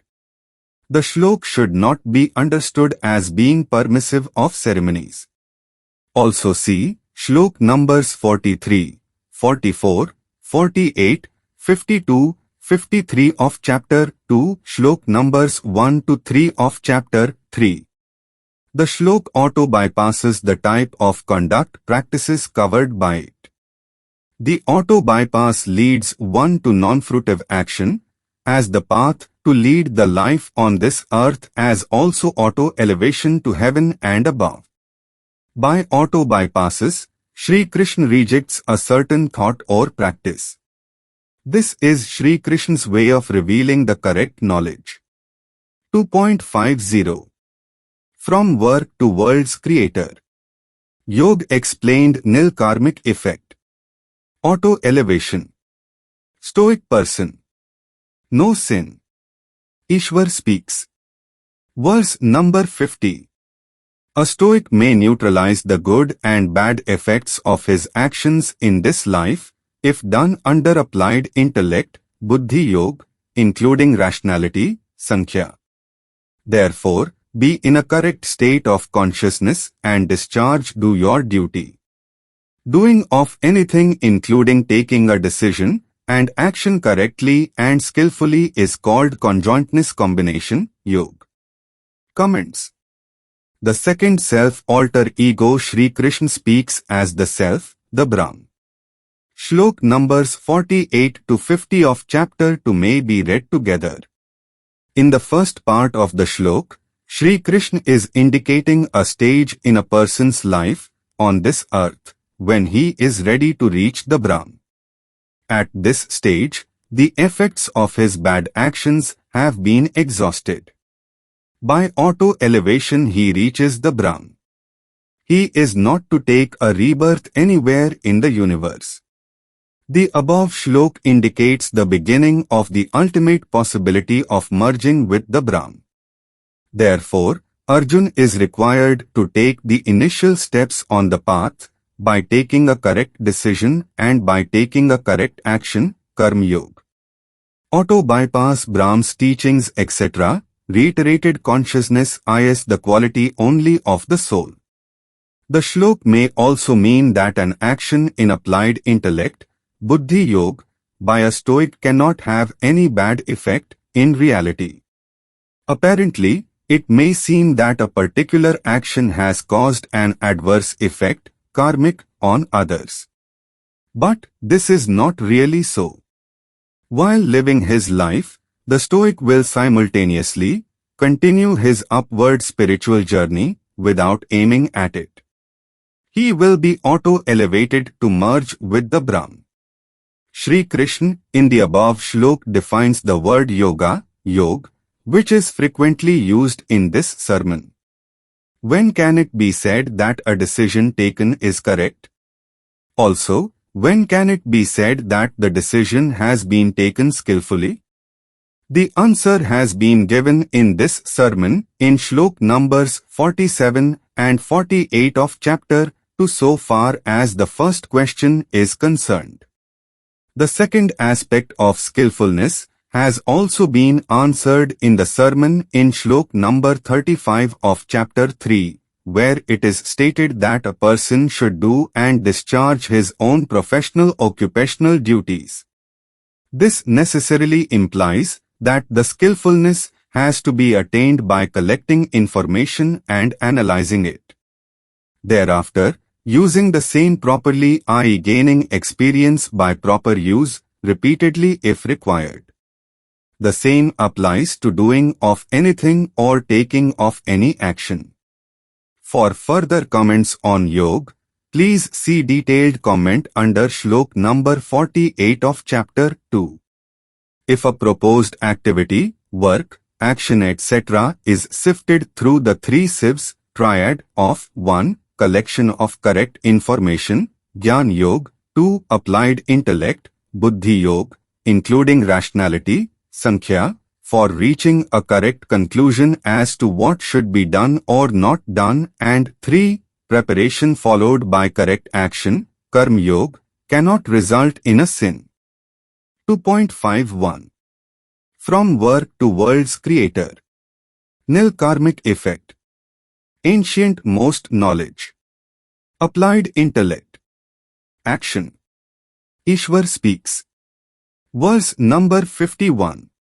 Wise men carry out action and connected activities under applied intellect, Buddhi Yoga, including rationality, Sankhya. They do not consider the success or failure thereof. Such persons remain beyond any misery and may attain auto-liberation from the cycle of life and death. Comments. The second self-alter ego Sri Krishna speaks as the self, the Brahm. Shlok numbers 48 to 51 of chapter 2 may be read together. The subject matter of these shloks is action leading to salvation by persons in applied intellect, Buddhi Yoga, including rationality, Sankhya. Their actions are to be described as doing anything taking an action correctly, Karma Yoga, and they are to be described as men of correct action, Karma Yogi. Eternal Triad Ishwar teachings reiterated. The above shlok is also an example of a person living his normal life, discharging his duties with a certain state of consciousness, as a stoic. At the end of his life, he automatically reaches the highest level of merger with the Brahm. Such a result leads to auto-elevation because the person's activity in life was not aimed at nirvan moksha etc. but to the correct discharge of his duties to his occupation, his family, the society etc. 2.52 Selfish materialism.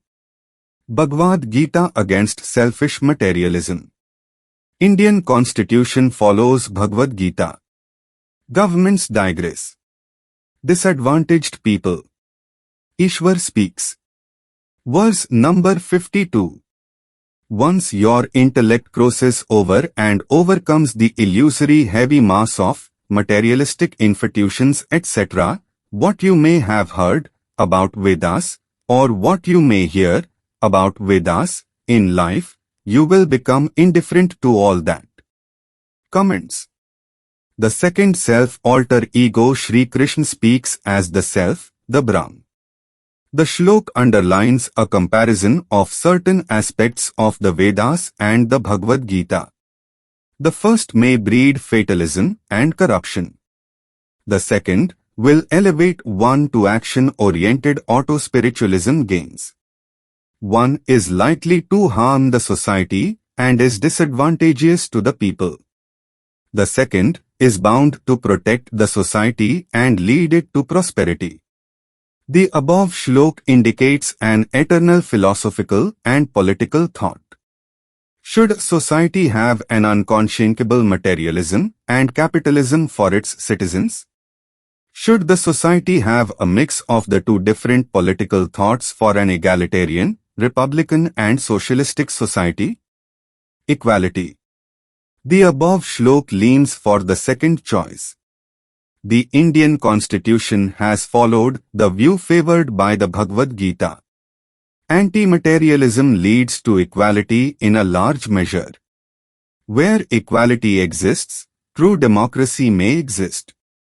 If correctly understood and applied, what is good for the society politically, morally and socially, is largely good for the individual morally, ethically and economically. It will be in the interest of the people of India if the basic socialistic character of the Indian Constitution is further developed rather than diluted. Please also see inter alia, shlok numbers 10 to 12 of chapter 3. The poor be enabled to become rich. Subsidy should be an avoidable prop. 2.53. It is easy not to work. It is easy to sing praises worships. To light lamps, candles and fires etc. Correct state of applied intellect. Socialistic thought. No capitalism. Ishwar speaks. Verse number 53. Confused and disturbed by inconsistencies of what you hear about Vedas and thereafter, when your intellect becomes steady and attains a peaceful definiteness, the latter is described as being in correct state of applied intellect including rationality, sankhya. Comments. The second self-alter ego Sri Krishna speaks as the self, the Brahm.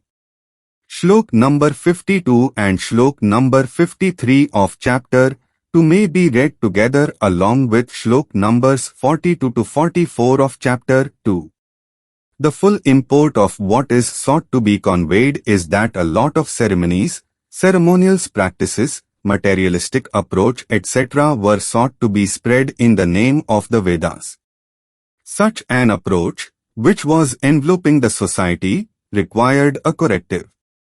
Arjun as a professional warrior was having doubts in his consciousness about his duties towards himself, towards the society and towards the goals of life and towards the Brahm. Therefore, in the shloks, Sri Krishna tries to correct Arjun's infatuations, inhibitions etc. being the basis of his fears expressed in shlok numbers 35 to 44 of chapter 1. A correct thought leads to correct action. A wrong thought cannot lead to a right action. It is easy to be selfish and to be disunited. It is easy to be overrun and ruled by outsiders. Deviations corrected. The world is of course blessed by the sermon of the Bhagavad Gita delivered by Brahm's alter ego Sri Krishna, mostly speaking as the Brahm. Mankind has the guidance provided by him about the irrelevance of the Vedas and the true perspective in which Vedas should be read and considered in view of the corrections made in Bhagavad Gita. An analytical and rational look at the Vedas will show irrationality, materialism, individualism, selfishness, etc. in many parts of the Vedas. International political thinkers seem to have adopted the anti-materialism etc. indicated in inter alia shlok numbers 42 to 44, 52 and 53 of chapter 2 for their socialistic thoughts. Marx, calling religion as opium of the people, was confined to the materialism, ceremonies, selfishness etc. opposed in the above shloks. Marx unfortunately had an incomplete view of the true Indian thoughts. The above declaration about religion by Marx and the like was too wide, general and partial. Also see inter alia, shlok numbers 43, 49 and 52 of chapter 2, shlok numbers 1 to 3 and 10 to 13 of chapter 3 for further details. Without minimum inequality, no society nation can make its citizens comfortable, consoled and satisfied etc. for long in any form of governance. Selfish capitalism is anti-society and also against the oldest knowledge reiterated in Bhagwat Gita. Please also see inter alia, shlok numbers 11 of chapter 3, shlok number 24 of chapter 4, shlok number 18 of chapter 5, shlok number 29 and 30 of chapter 6 and shlok number 9 of chapter 7 etc. The poor be enabled to become rich. Subsidy be an avoidable prop. 2.54 Brahm's teachings etc. reiterated. Watershed. Stoic. Arjun speaks. Verse number 54. Arjun spoke, O Keshav, how can a stoic be identified? Is he equipoised and in tranquility? How he has a steadfast intellect? What are his characteristics? How does he dwell? Is his a secluded life? Comments. The above shlok gives a clear indication that the process of change was beginning to lead Arjun from deep depression to the path of a stoic. The very questions about a stoic, which he, Arjun, requested Sri Krishna to answer after he had heard encomiums being paid to such a person, Arjun had become curiouser and curiouser about a stoic. Of course, Sri Krishna had already mentioned the characteristics etc. of a stoic. Arjun has put certain questions to Sri Krishna almost like a child layman. Sri Krishna without the least hesitation commences his answers. Note: the meanings of certain words in the shloks have been given in view of the context thereof and the dictionary meanings. 2.55 Consciousness is the quality only of the soul. Stoic. Explanation. Ishwar speaks. Verse number 55. Sri Krishna speaks as Brahm, when a person gives up all kinds of longings, obsessions for sense gratification and which should arise from conscious exercise. Further, when he becomes satisfied by himself and in himself, does not resort to the material objects, such a condition of consciousness and body is described as that of a stoic. Comments. The second self alter ego Sri Krishna speaks as the self, the Brahm. In the above shlok, Sri Krishna really underlines the necessity of applied intellect, buddhi yoga, including rationality, sankhya, at its best, as the same is compulsory for the conditions in the shlok. Consciousness may in stages, one after the other, achieve control of the working of the intellect and control of the senses. The entire process of control of intellect, senses and body is required to become a stoic, overcoming impacted consciousness. The triad Brahm's teachings etc. reiterated deviations corrected stoic a perfect human. To develop an analytical approach to the information available, one is required to become a stoic. It may be noticed that a person who takes action without longing for any particular fruit result for his benefit, may be described as a man of correct action, Karm Yogi, and his action as correct action, Karm Yoga. This is another requirement to be a Stoic. It may be kept in view that applied intellect, Buddhi Yoga, including rationality, Sankhya, as also doing anything or taking an action after preparation can be complete without the input of appropriate, sufficient and correct knowledge, collection of which becomes necessary for a Stoic. Shri Krishna has been imparting correct knowledge to Arjuna from the very beginning of the sermon, necessary for a Stoic. Reference be also inter alia made to Shlok number 1539, 53, 54 and 55 of chapter 2. Please also see the common note No. 5 on the word manah etc. 2.56. Stoic a perfect human. Stoic seer ascetic sage. Ishwar speaks. Verse number 56.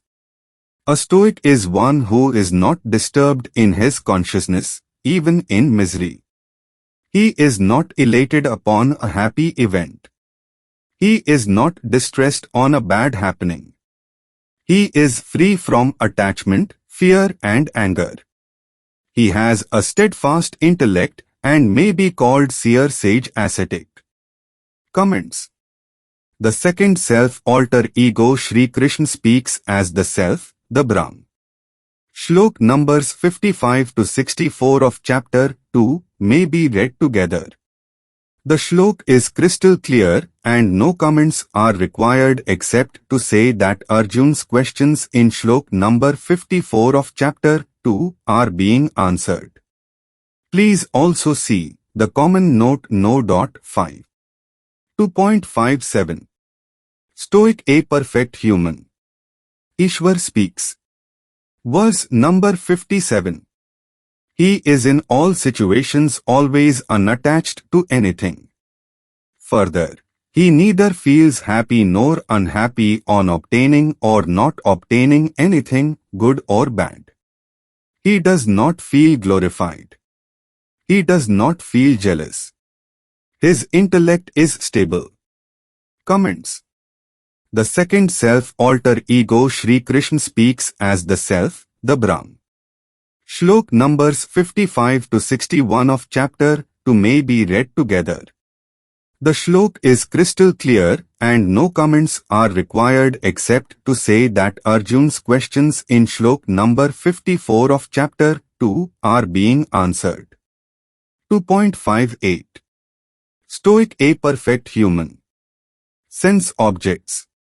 Ishwar speaks. Verse number 58. When senses of a Stoic are fully under control, like a tortoise withdrawing all his limbs to the safety of the shell.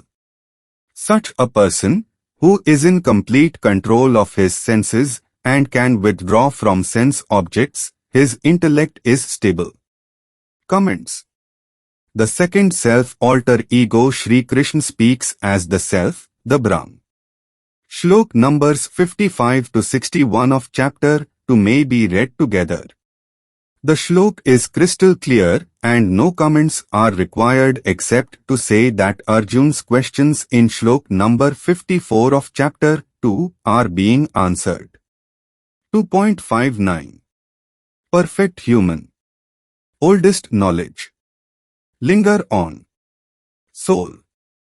Control senses. Eternal relevance. Ishwar speaks. Verse number 59. Impacted senses, by practice may be controlled by a person by his soul controlling refraining the impacted senses from enjoyment of material objects. However, the longing obsession to taste those material objects may linger on. Even this longing obsession may cease if a much higher sight, mode or level of life etc. is shown made available. Comments.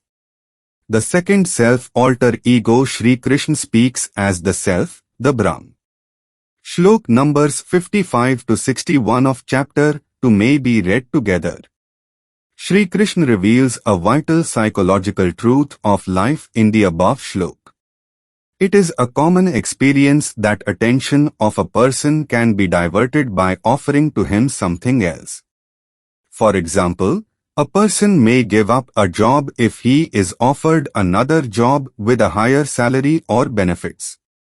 Further, for example, a child may enjoy an ice cream more than a toffee. This is of lasting relevance. Help has been taken from Shlok number 60 of chapter 2 in understanding last part of Shlok number 59 of chapter 2. Also see inter alia, Shlok numbers 21 to 28 of chapter 1, Shlok numbers 8, 14, 45, 58, 64, 67 of chapter 2, Shlok numbers 6 and 7 of chapter 3. Note: impacted senses. The adversely affected senses at the stage of initial impression of the external sensory objects etc. on them are being referred to in these comments as impacted senses. For detailed discussion, please see comments under number 7 of ch.15. 2.60. Impacted senses. Impacted consciousness. Ishwar speaks. Verse number 60. The impacted senses in a material body, person, misled and take the better of the impacted consciousness even when a discerning soul is trying to control the agitated senses, O son of Kunti. Comments. The second self alter ego Shri Krishna speaks as the self, the Brahm. The above shlok clearly indicates that normally the impacted senses may succeed in controlling the impacted consciousness. But the consciousness may not permit such a situation by proper effort as stated in the previous shlok numbers 21 to 28 of chapter 1, shlok numbers 5, 7, 14, 15, 39, 54 to 59 and 61 to 64 of chapter 2.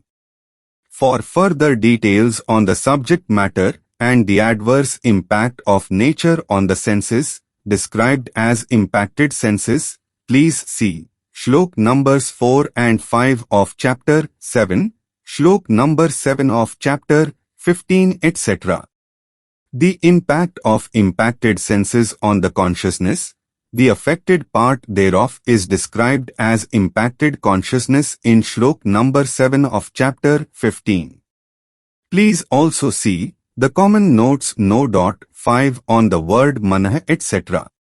Very briefly stated, impacted consciousness of the soul consists of wrong thoughts, wrong acts, wrong instincts in the living beings. For detailed discussion, please see comments under number 7 of ch.15. 2.61. Auto bypass. Deviations corrected. Brahm's teachings etc. reiterated. Principles for taking guidance. Perfect Stoic. Ishwar speaks. Verse number 61. Those who put themselves in a controlled and attentive position to fully follow Brahm's teachings, conducts etc., including non-fruitive action, will certainly control their impacted senses. Their intellect will become stable. Comments. The second self alter ego Shri Krishna speaks as the self, the Brahm. Shlok numbers 55 to 61 of chapter 2 may be read together.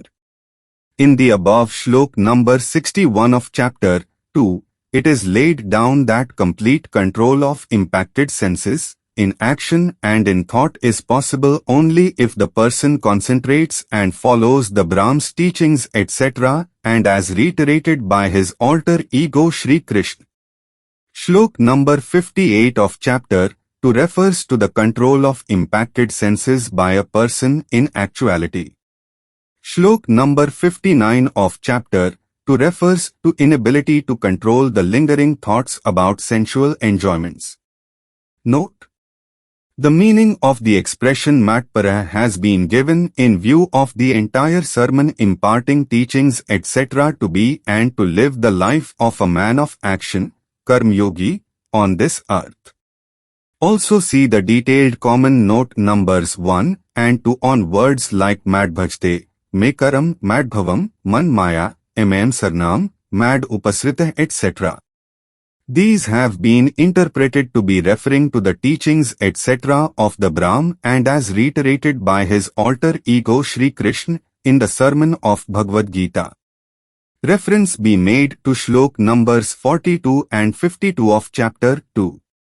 There, auto-elevation from work to world's creator is laid down.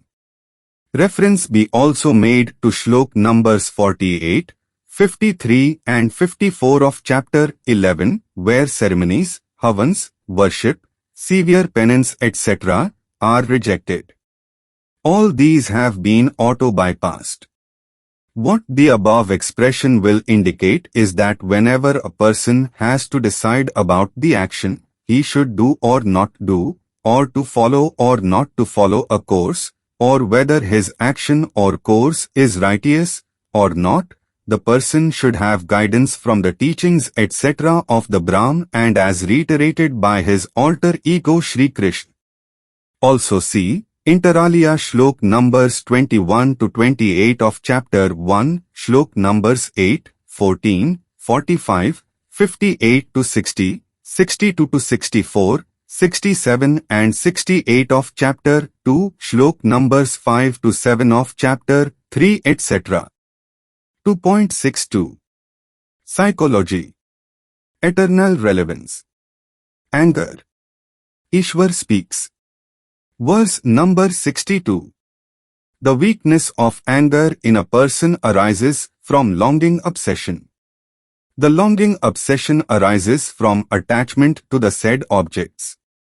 The attachment arises from contemplation of sensuous object. Comments. The second self alter ego Sri Krishna speaks as the self, the Brahm.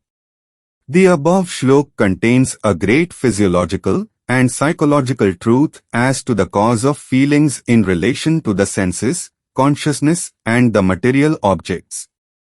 This is of eternal relevance. The concept of cause and effect is clearly set out.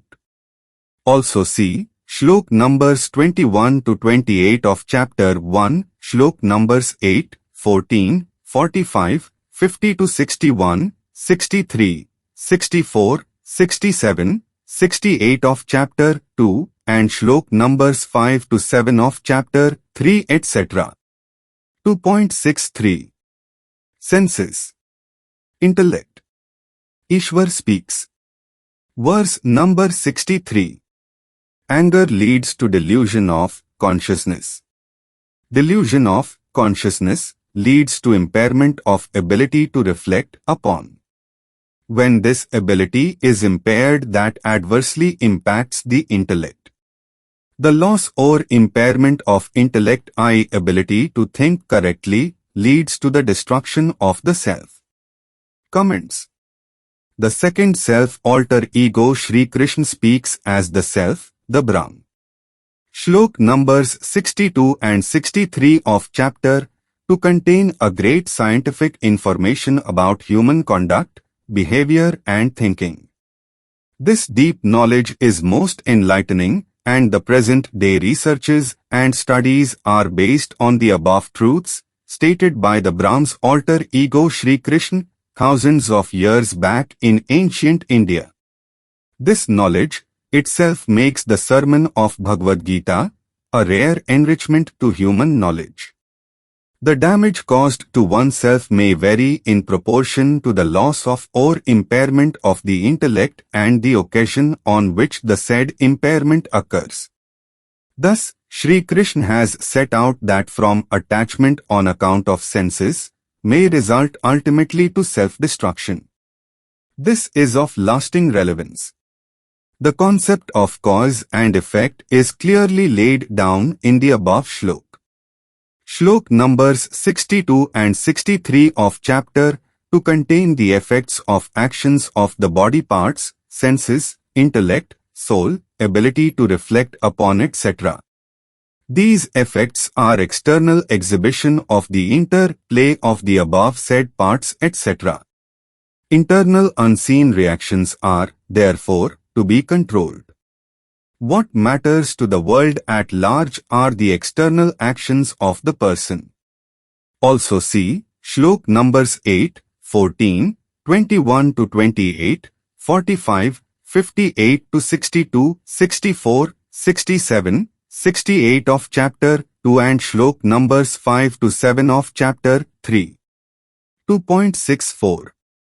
Consciousness is the quality only of the soul. Oldest knowledge. Soul to control. Follows the teachings, etc. Public duties. Ishwar speaks. Verse number 64. A properly informed soul knows its responsibilities, duties, is free from attachment and jealousy relating to sensory material objects. Its lifestyle way of living is pure and worthy of offer, by following the teachings etc. of the Brahm and as reiterated by his alter ego Sri Krishna.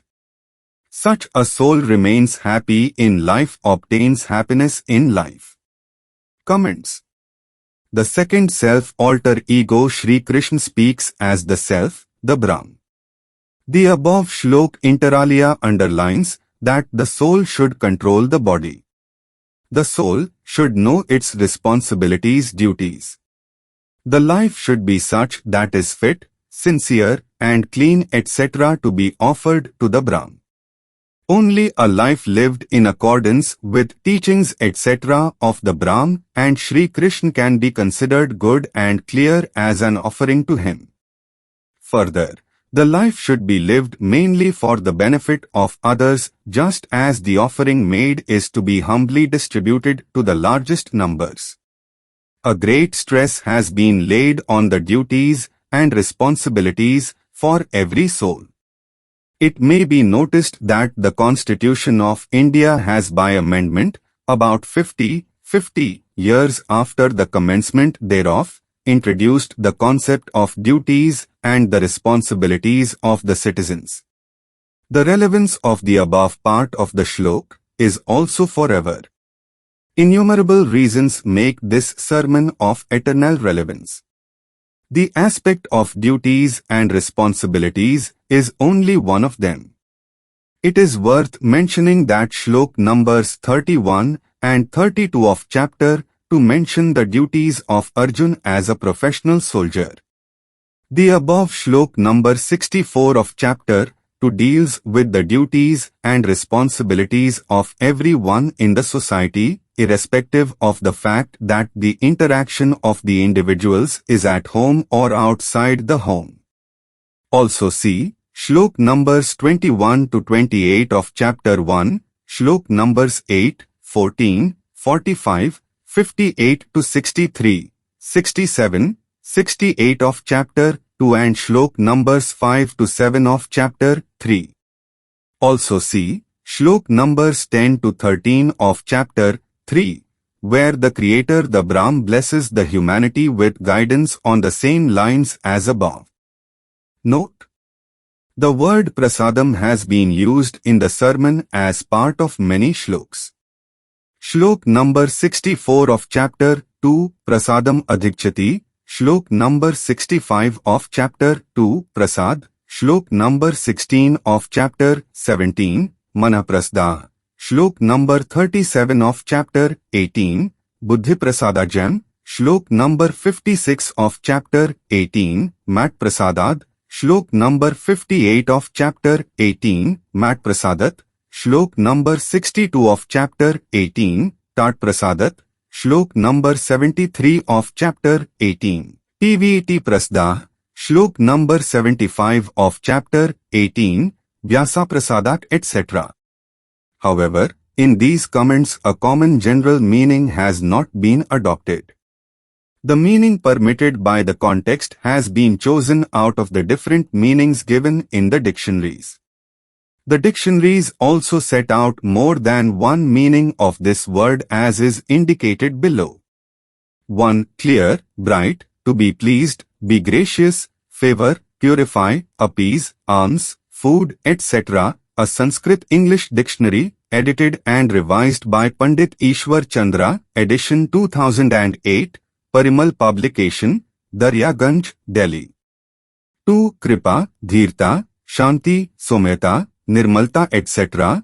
A Sanskrit-Hindi dictionary, edited and revised by V.S. Apte, Kamal Prakashan, Delhi. Please also see common note No.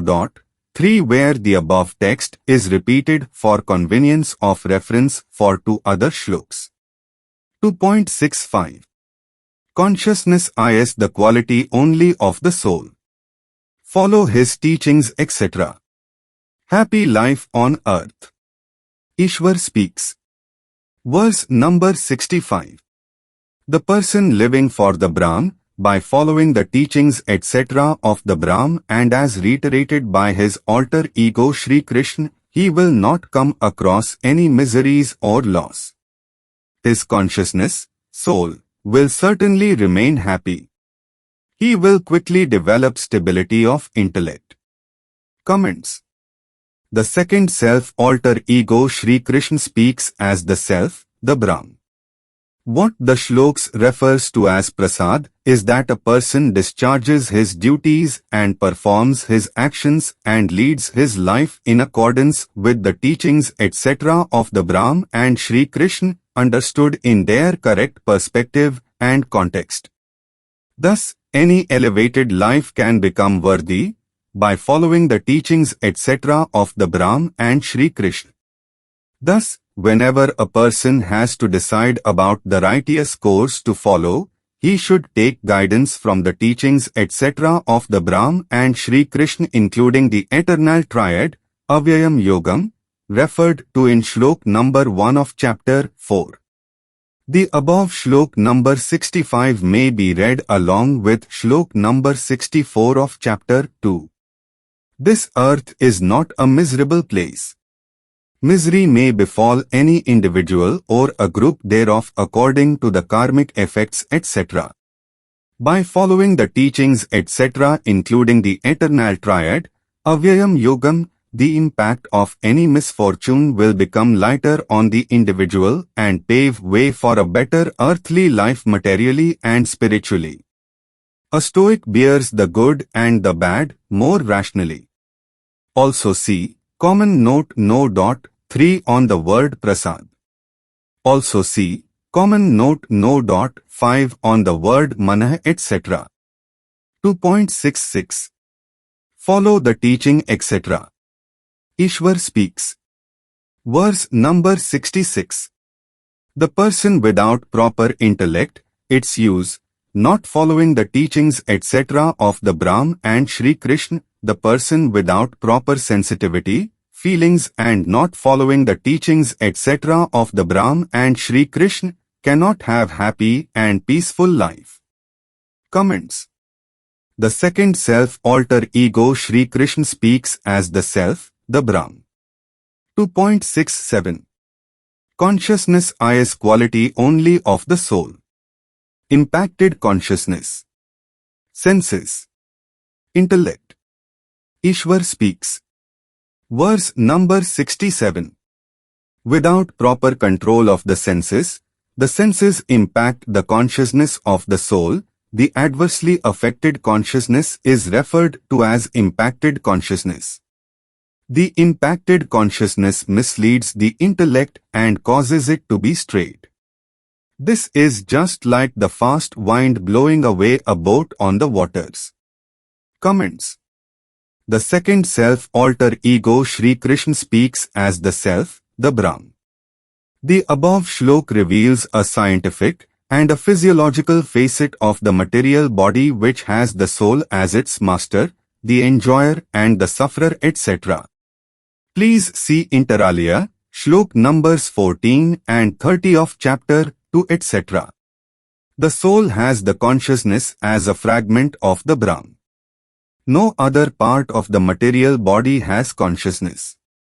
The various organs perform different functions, but only under the control of the consciousness of the soul. However, the consciousness of the soul may become impacted through the senses, and the senses may also be impacted by external objects or causes. For clearer understanding, the adversely impacted part of the consciousness is being referred to as impacted consciousness. For detailed discussion on the aspects of external objects and causes, senses and the consciousness, please see comment under Shlok number 7 of chapter 15. Intellect is only an aspect of the working of the soul with the help of the brain.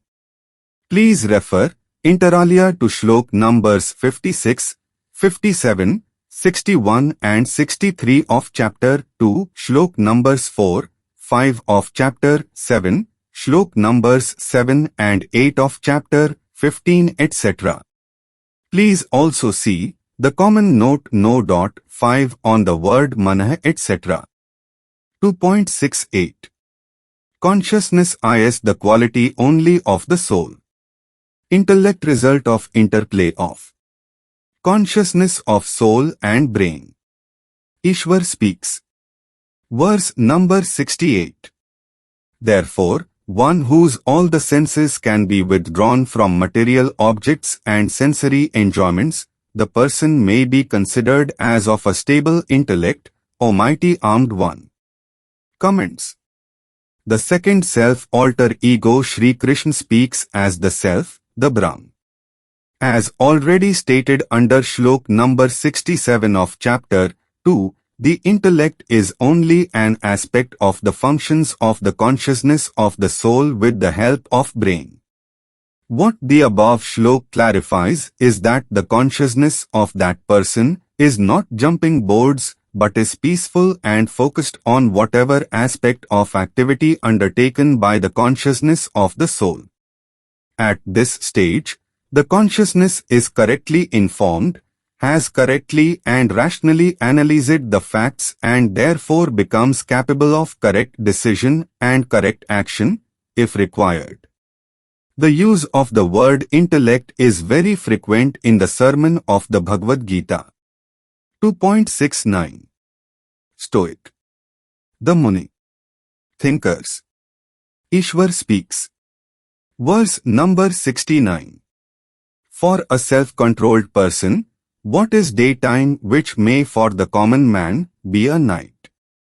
Such a self-controlled person, called Stoic, Muni, it is time to keep awake for introspection while the ordinary people may be sleeping, night. Comments. The second self alter ego Shri Krishna speaks as the self, the Brahm. In the above Shlok, Shri Krishna explains to Arjun the difference between a self-controlled person Stoic, Muni, and an ordinary man of the world.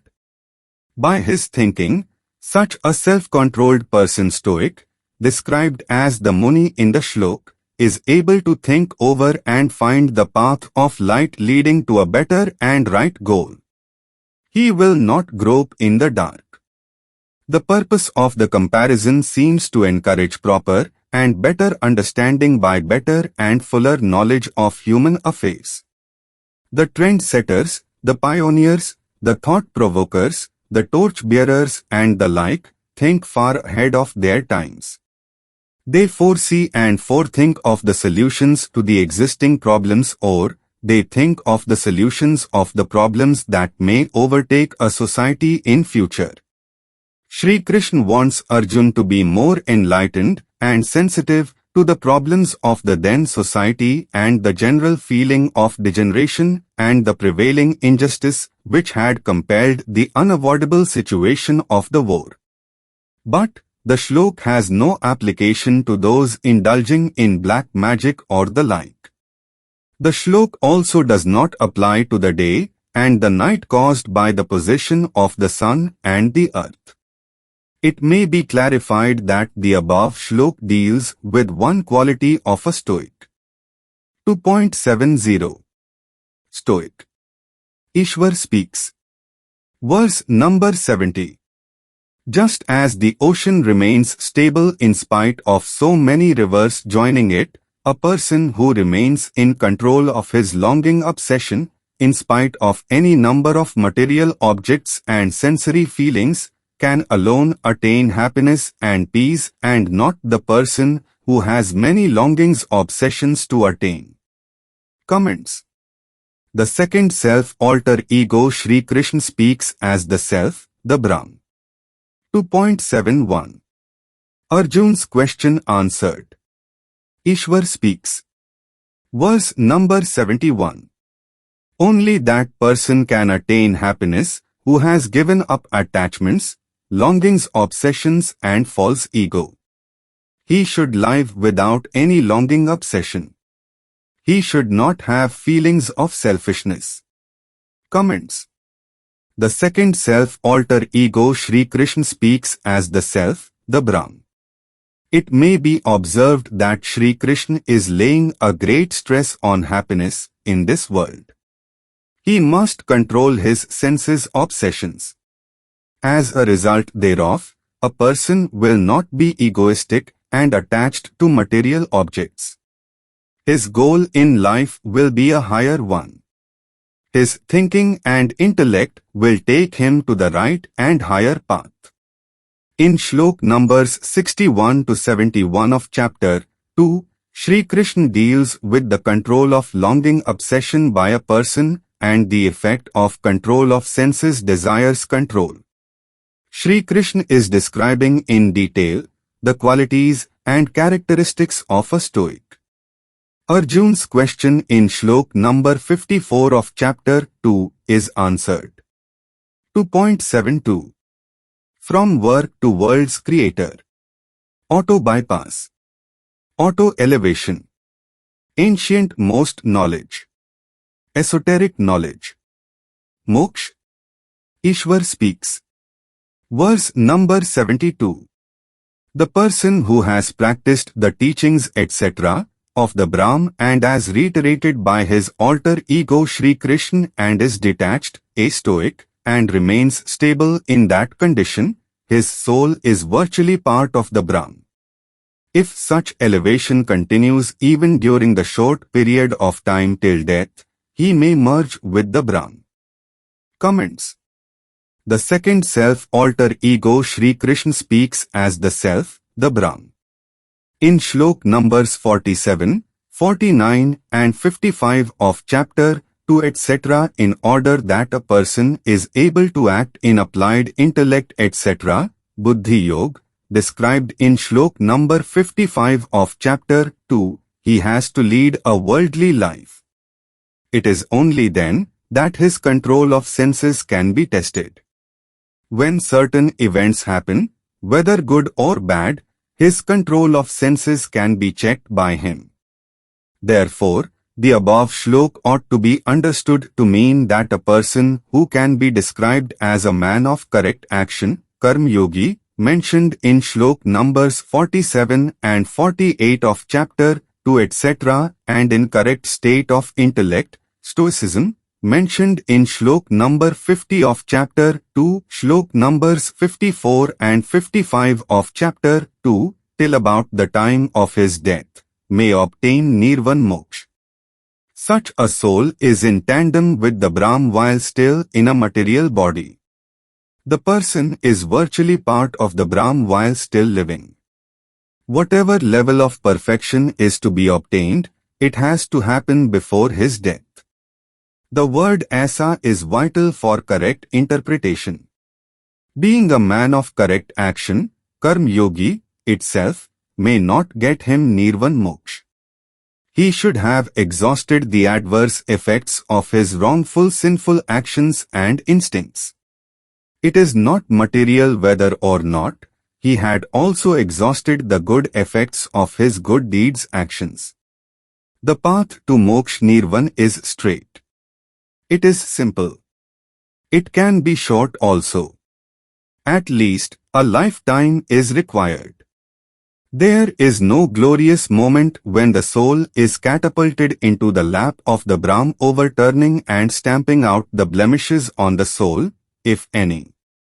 As stated above, mere death is not enough. An actionful and enlightened life following the teachings etc., who can be described as a perfect stoic, of the Brahm, and as reiterated by his alter ego Sri Krishna, is likely to end with the soul attaining moksha nirvana or reaching the Brahm. This result will automatically follow. This spiritual benefit comes as an auto-bypass, auto-elevation as bonus as a result of the said manner of life. In the day-to-day life of a worldly person, the above manner of life will keep it smooth and happy and might end with the soul reaching the Brahm. This may purely be as auto-elevation from work to world's creator. All aspects of life will be covered by the teachings etc. of the Brahm and Sri Krishna. It may be kept in view that Sri Krishna is detailing the subject of cause and likely effect of actions, inactions etc. Therefore, he is describing the highest level that a person's life may be led to. It should not be understood that he is sowing for the fruit of a particular action. It should also not be understood that Sri Krishna is dangling the bait of moksha. Sri Krishna is only completing a statement of cause and likely effect of action and likely result. The above shlok, if read with shlok numbers 2 and 32 of chapter 2, may show the following position. Sri Krishna has indicated in shlok number 32 of chapter 2 that a warrior, if he dies in the battle, the gates of heavens will be opened for him. This is the minimum that the death in the battlefield ordains for him. But, by proper inference, it may be stated that warrior dying in battle or having survived the battle may also enter the heavens if he has fought the battle properly. Further, a warrior dying in battle may attain nirvana moksha if he has followed the other teachings etc. of the Brahm and Sri Krishna. This above position by analogy should also fully apply to all persons discharging security defense duties to the nation. The fragment of the Brahm merges with the Brahm. The result is that the fragment becomes the Brahm with all his glory, power and uniqueness. Reference is also invited to shlok numbers 6 to 10, 17 to 29 of chapter 5. There Sri Krishna again touches upon the qualities of a stoic, the human of his conception. Furthermore, reference to shlok number 30 of chapter 7 supports the interpretation stated above of shlok number 72 of chapter 2. The above interpretation is also supported by shlok numbers 5 to 7 of chapter 8. Therefore, it is submitted that the view if somebody is thinking of or occupied by the thought of any particular category of life, or if he thinks of the Brahm etc. only in the short time before death or at the time of death, the said person is likely to fulfill his wish, is not correct. The path shown by Sri Krishna is complete, clear and concise. No other thought in the world has laid down and covered the life of the citizens from birth till death and even thereafter in such clear and concise form. No other thought in the world has treated humans and the Brahm Ishwar and in fact all living beings and the Brahm Ishwar so equally as Bhagwat Gita. Because, the soul being a fragment of the Ishwar Brahm, has been enabled to reach the Brahm Ishwar and even to merge with him and to have and enjoy all his empowerments. And that too as auto-elevation, from work to world's creator. Please also see inter alia, shlok numbers 42, 50 and 51 of chapter 2 etc. The above great and unparalleled thought is enough to put the Bhagavad Gita at the zenith. The above shlok number 72 of chapter 2 describes the state of a person who had already reached a certain level of controls of body, intellect, senses etc. by the consciousness of the soul. Such a person had become a perfect stoic, and could be described as a man of the Brahm Ishwar as indicated in Shlok numbers 27 and 28 of chapter 6. It is proper to notice that so far in Bhagwat Gita, there is not a whisper in favor of bhakti by way of recitation of mantras, hymns, ceremonies, worship, praises, fasting, austerities, personal discomfiture, etc. Note: bonus.